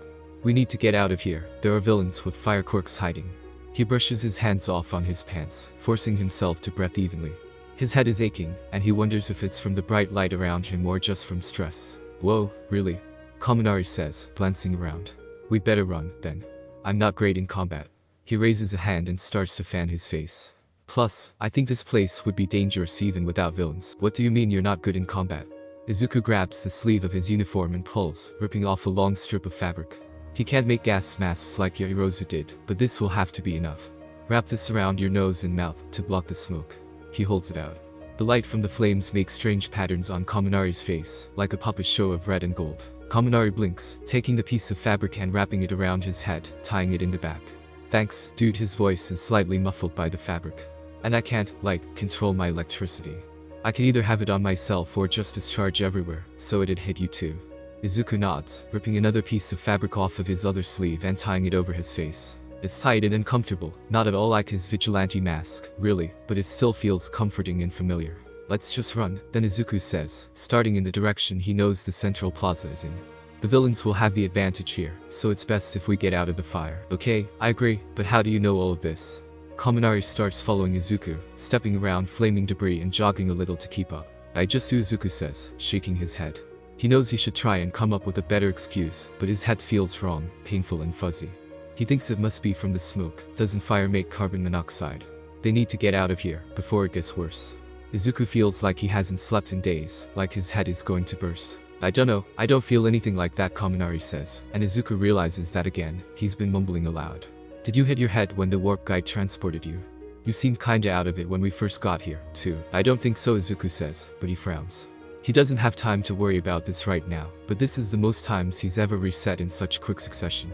He can't think about this right now though, not knowing that Aizawa is fighting for their lives already. Oh, running away.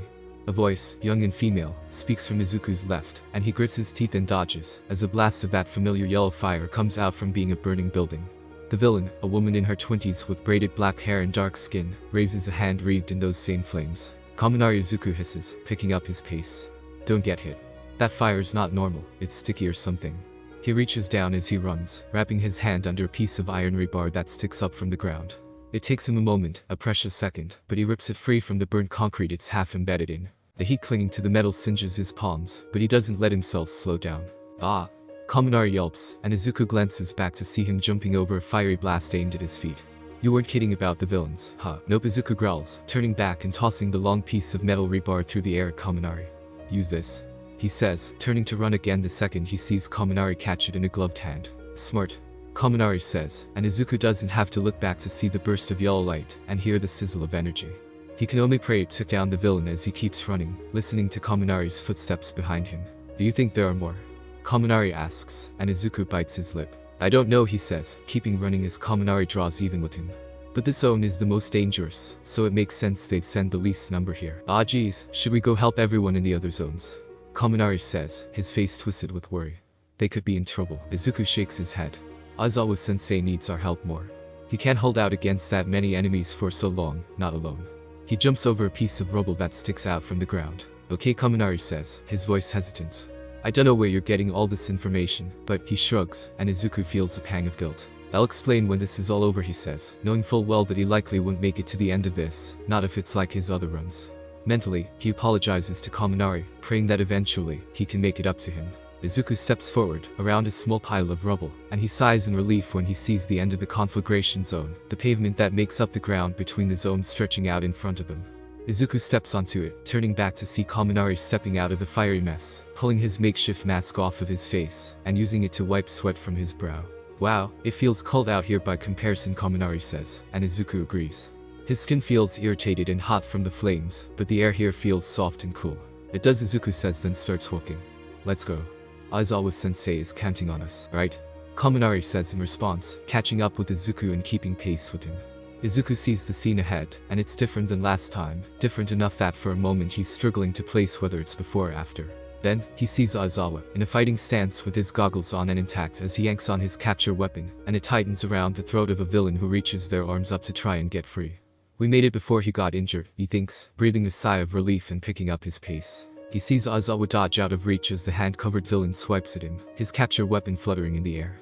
Izuku grits his teeth as he watches them fight. "Sensei," Izuku shouts as he runs towards them. "He's got a disintegration quirk. Don't let him touch you." He doesn't see Aizawa react, but Izuku's sure he hurt because when the hand villain lunges for him again, he dodges further back, completely avoiding the attack rather than blocking, even though that would have been easier. "Oh, who's this?"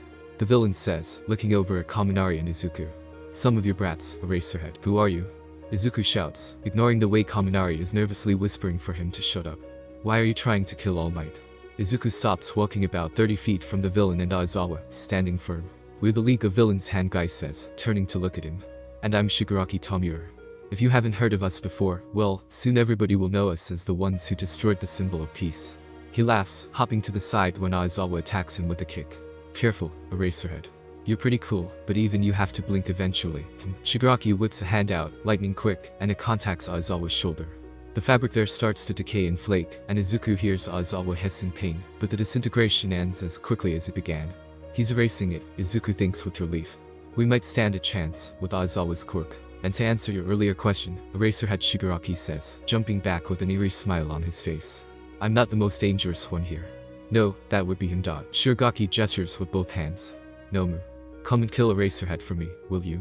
he shouts, and that horrible giant beast from last run lurches to his feet from behind the unconscious bodies of some villains, heaped up where Aizawa must have taken them down. Izuku swallows down his fear as it rears up, charging towards Aizawa. It moves like it's a little unbalanced, like its limbs are too heavy for its body, but Izuku knows what will happen if Aizawa fights it. He remembers the image of his teacher, bloody and broken on the ground. He can't let that happen. "No?" he shouts, propelling himself forward and into the path of the Nomu's attack. He knows to block with his limbs this time, to not let it hit his chest, and so he catches the punch with his forearms in the best block he can muster mid-leap. He feels the bones in his arm snap like twigs, and he bites his tongue to avoid screaming as he's sent flying onto the ground, sliding across the pavement before stopping just a few feet in front of Aizawa. "Midoriya, what the hell are you doing?" Aizawa growls, putting a hand on his shoulder. Haki says, seeing Izuku's arms, bent in the wrong places and already turning a violent red-purple color. "I'll get you out of here, just stay down and don't do that again," he says, voice barely more than a low whisper. Izuku blinks through the pain, thinking that it's kind of odd for Aizawa to say that, given that the man hates Izuku, but he pushes it out of his mind. Izuku says, "Get out of here, it'll kill you." His voice is rough with adrenaline and pain, and he sees Aizawa grit his teeth and open his mouth to say something, but the Nomu's fist comes down between them, and Aizawa leaps out of the way, his capture weapon dragging Izuku back and out of danger. Izuku watches the Nomu lunge with its other hand, grabbing Aizawa's elbow, yanking him up, high above its head, and flinging him into the ground. Aizawa hits the ground with a sound that makes Izuku choke on his own breath, the concrete cracking on impact. Izuku sputters, trying to pull himself to his feet, as the Nomu stomps a large foot down on Aizawa's back, and Izuku knows from the way Aizawa is bent that his back is broken at the chest. He can't see Aizawa moving, can't see him struggling or breathing or anything, and Izuku realizes he's screaming, a high, unsteady sound. The next Shigaraki says, like he's bored, and the Nomu lurches toward Izuku, stumbling like it's drunk. Izuku makes eye contact with it, sees the way its white eyes don't react at all to his face, to the way he's crying and screaming. He doesn't try to dodge the punch it throws at his face, and he's gone the second it hits him. Izuku notices the pain before the mist this time, a burning aching pain in his stomach and head that worsens with his heartbeat, pounding through his body. He lands on all fours, the ground here covered in a thin layer of water, the sound of heavy rain and wind filling his ears. Izuku reaches up to cover up his mouth, squeezing his eyes shut as he gags at the pain, the way he feels himself sway. His eyes shoot open, and he pulls his hand back just in time as he vomits onto the wet concrete, exhaling stomach acid streaked through with something dark red. He coughs, sputtering, and wipes his mouth on the back of his hand. "Midoriya." He hears Yaoyorozu's voice, loud and upset. "Are you okay? What's going on?" Izuku glances up to see her and Todoroki standing beside him, alarmed looks on their faces. Izuku shakes his head and stands up, wobbly on his feet. "I get motion sick," he says, and they glance at each other. "You just threw up blood," Todoroki points out, and Izuku shakes his head again, swallowing down the nausea that starts to rise again. "I'm fine," he says, voice shaky. "Really?" He sees Yaoyorozu open her mouth, like she's going to argue, but the sounds of feet running on top of shallow water interrupts her. Izuku turns to see villains, at least a dozen of them, coming out from between the mock buildings and surrounding them. Here they are, one of them saying, smirking. Let's be nice and share, eh? Let everyone get some fun. He steps forward, cracking his knuckles, and Izuku hears Todoroki sigh beside him. I don't have time to deal with this, he says, raising his right hand. Silver blue ice crackles over the ground, climbing up the villains' feet and freezing them all in place. Izuku blinks as the rain in the area momentarily is turned to hail, falling into the thin layer of water on the ground and splashing slightly. Todoroki doesn't even seem fazed as he sighs again, a thin mist coming out with his breath. We need to get to the exit and help others evacuate, Todoroki says, and Isaac nods. His head and stomach are still aching, and every part of his body feels hot and sluggish, but he can think clearly now that he's adjusted.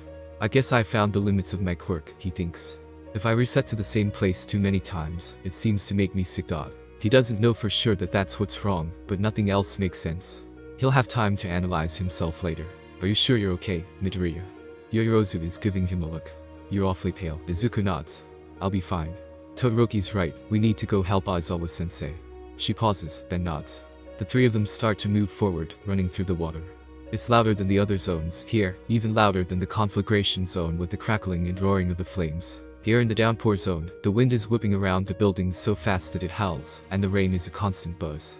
Izuku feels every footstep in his bones, his body aching. He has to cover his mouth with a hand to avoid throwing up again, and he can tell from the way Yororozu keeps glancing over at him that she can tell. They get to the exit of the zone quickly, approaching the large door that marks the end of the dome encircling the area. Izuku wonders, briefly, if it's locked, but Todoroki kicks it open so easily that it must not have been. They run out of the area and onto the concrete, the bright light hitting them unfiltered. It sears Izuku's eyes, and this time he can't help but stop in his tracks, stumbling and leaning over to throw up again. This time, it's mostly just dry heaving, a thin line of sticky blood dripping from his mouth to the ground. He spits, trying to get the metallic taste out of his mouth. He looks up to see Yororozu and Todoroki looking at him, stopped a few feet past where he'd thrown up. Yororozu is easy to read, alarm and concern on her face, but Todoroki just looks generally dark, his lips a thin line that could be a frown. Izuku wipes his mouth on his hand again, then wipes his hand on the pants of his uniform. He's damp from the rain, they all are, dripping dark spots of water onto the concrete. Izuku takes a shaky breath. I'm good now, he says, and he starts running forward again before they can question it. Izuku thinks that this is going to be really hard to explain later, if he survives this. He focuses on the slap of his feet against the concrete, cursing the way this zone seems to be the furthest from the central plaza. He hopes they get there in time. They get there at the moment that Shigaraki and Aizawa are fighting, and Izuku watches Aizawa throw an elbow strike that Shigaraki blocks with his hand. Izuku winces as Aizawa's elbow crackles and breaks, unraveling into tiny pieces. He hears Yororozu's gasp, watches Shigaraki move like he's saying something. We're almost there, Izuku thinks. Nomu, Shigaraki says. Kill him. Izuku sees the Nomu stand, lurching to his feet, and he knows what's going to happen before it does. Of course he does. But he also knows that if he charges at the Nomu, it won't save Aizawa. Aizawa will try too hard to protect him, even at the expense of his own life. The only thing jumping into the fray would do is get him killed again, and he doesn't know if he'd make it another time. So, instead of putting himself between the Nomu and his teacher, he leaps out, jumping at Shigaraki. He feels his head throb with emotion as he lobs a punch at Shigaraki's head. The villain sidesteps his punch, hair whipping in the air. His face is twisted in a scowl as he reaches for Izuku, barely touching all 5 fingers to Izuku's shoulder. The clothing there flakes and dissolves, but Izuku pulls away before the decay spreads to his skin. Hey, Shigaraki, he says, forcing a smirk onto his face, even though he feels like throwing up because that was too close. Mad that your final boss isn't here yet. Shigaraki's eyes widen the slightest bit, and he makes a whining sound, like an angry child, then steps towards Izuku. Out of his peripheral vision, Izuku watches the Nomu slam Aizawa down, breaking his arm and crushing his face against the concrete. Izuku swallows, knowing it could be worse. It could always be worse. Aizawa is still breathing, still moving, his back unbroken. It could be worse. Izuku looks at Shigaraki again, not resisting as Shigaraki grabs at his neck, gripping his throat with all but one finger, his pinky held away from the skin. Izuku can feel his heartbeat in his temple as Shigaraki squeezes for a few seconds, then loosens his grip so it's relaxed, his fingers ghosting over Izuku's skin. How do you know my name? Shigaraki asks, and Izuku shrugs, exaggerating the gesture. He reaches up, wraps his hand around Shigaraki's wrist. The skin is warm and dry, papery and flaking. He stares into Shigaraki's eyes, red and lined with irritated skin. Izuku tips his head slightly, leaning his neck into Shigaraki's grip. Are you going to kill me? He says, voice low and steady. It won't matter. He licks his lips, watches Shigaraki blink slowly, like the motion hurts. Izuku can feel adrenaline rushing through his veins, and he hopes Shigaraki can't feel his racing pulse. What do you mean, it won't matter? Shigaraki asks, his lips quirking up in a smirk. It'll hurt your precious symbol of peace, and your teacher, won't it? Izuku shrugs, takes a step forward. Shigaraki lets him, his arm bending at the elbow, but keeping his loose four-fingered grasp on Izuku's throat. Izuku squeezes Shigaraki's arm, digs his nails into the skin. They won't mind, if it's me, Izuku says simply, casting a quick glance to Aizawa where he lays, collapsed on the ground with his bloodied face turned to look at Izuku. One of his eyes is swollen shut, coated in clotting blood, and the other is its normal black color, his quirk not activated. Izuku knows he'll come back, if he dies, but Aizawa doesn't, and it surprises Izuku to see fear in his eyes. Why not? Shigaraki says, reaching up a hand to touch Izuku's face. He places his thumb and first two fingers on Izuku's cheek, a gentle threat. I'm quirkless, Izuku says, smiling and narrowing his eyes, meeting Shigaraki's gaze easily. The only reason I'm still at this school at all is that I haven't given them a good enough reason to kick me out yet, he says, knowing it's true. He doesn't have to work hard to summon the bitterness in his voice, thinking back to that first day of class where Aizawa expelled him, but not Mineta. As much as UA is his dream, it's still the real world. He wouldn't be missed, and if Shigaraki doesn't know that this is a bluff, a ploy to make him think Izuku is sympathetic to his cause, well, that's just fine. I like this one, Shigaraki says, lips cracking as he grins, showing bone-white teeth that peek out from chapped lips. You die for them, even though they don't like you? He asks, dropping his hand from Izuku's face. I die 100 times for them, Izuku replies easily, because it's true. Even if they don't care about him, even if they wouldn't do the same, Izuku will die for them until he finds a way to get to the end with all of them alive. I do it for strangers, too. That's why I'm going to be a hero. Shigaraki snorts, his face dropping into a sneer. A hero? Really? He tightens his grip on Izuku's neck, and Izuku feels pressure build in his head, sharpening his headache, and making the edges of his vision go red and fuzzy. Izuku gasps a wheezing breath, his hand on Shigaraki's wrist tightening as he starts to struggle, his body thrashing and resisting without him telling it to. I'm going to have fun killing you, Shigaraki growls, and Izuku squeezes his eyes shut, trying to will himself to calm down, and trying to get his body to stop jerking against Shigaraki's grip. If he knocks against Shigaraki's pinky, it's all over. Fear not. A deep booming voice fills the space, and Shigaraki drops Izuku. For I am here. Izuku lands on the ground, coughing. He can hear All Might's voice, can hear some kind of fight start, but he can't even lift his head off of the ground where he's lying. His head pounds with an unnatural intensity, his vision going out with every frantic beat of his heart, and his breath is still choked and wheezing, as he struggles to fill his lungs. He cracks an eye open to see a blur, and he feels himself being lifted off the ground and moved quickly, like that time he'd grabbed onto All Might's leg. He sat down on the ground gently, on his side, and then All Might's gone. Izuku blinks, his vision blurring as he breathes. He sees a familiar face and a head of short brown hair. Deku, Araka says, her voice high with worry. What happened? Are you okay? Izuku glances past her and sees Tsuyu crouched next to Aizawa, who seems to be conscious, sitting up and clutching the right side of his face, while Tsuyu wraps his elbow with fabric. Get Aizawa-sensei out of here, he says, gasping. His mouth fills with saliva, but he swallows it down and tries not to throw up. I'm okay. He's panting, he knows, and Araka's brows draw together. We're going to get both of you out of here, okay? Just stay awake, she says, and Izuku wonders, vaguely, why she's telling him to do that. Aizawa's the one with the head wound, with his right eye swollen and crushed, his skin there red and violet and black. Izuku hopes it doesn't destroy his eye. What if Eraserhead loses his quirk? He watches Aizawa lurch to the side, watches Tsuyu catch him as he loses consciousness, alarm on her face, and he reaches out a hand, watching his own fingers shake. Asui, he groans, blinking. Is he? Tsuyu glances back at him, her face grim. He's alive, Ribbit. Just unconscious. And you can call me Tsuyu, Midoriya. Izuku hums in agreement, letting his hand fall to the ground. He did it. Aizawa's alive, and help is on its way. They're going to make it out. He suddenly hopes that if whatever's wrong with his body kills him, he won't reset. That he'll stay dead, that the others will get to keep this run. He blinks, his vision refusing to focus. Araka, he says, and he feels a hand wrap around his. I'm gonna pass out. Try to stay awake, Araka says, but her voice is distant, like he's underwater. Deku.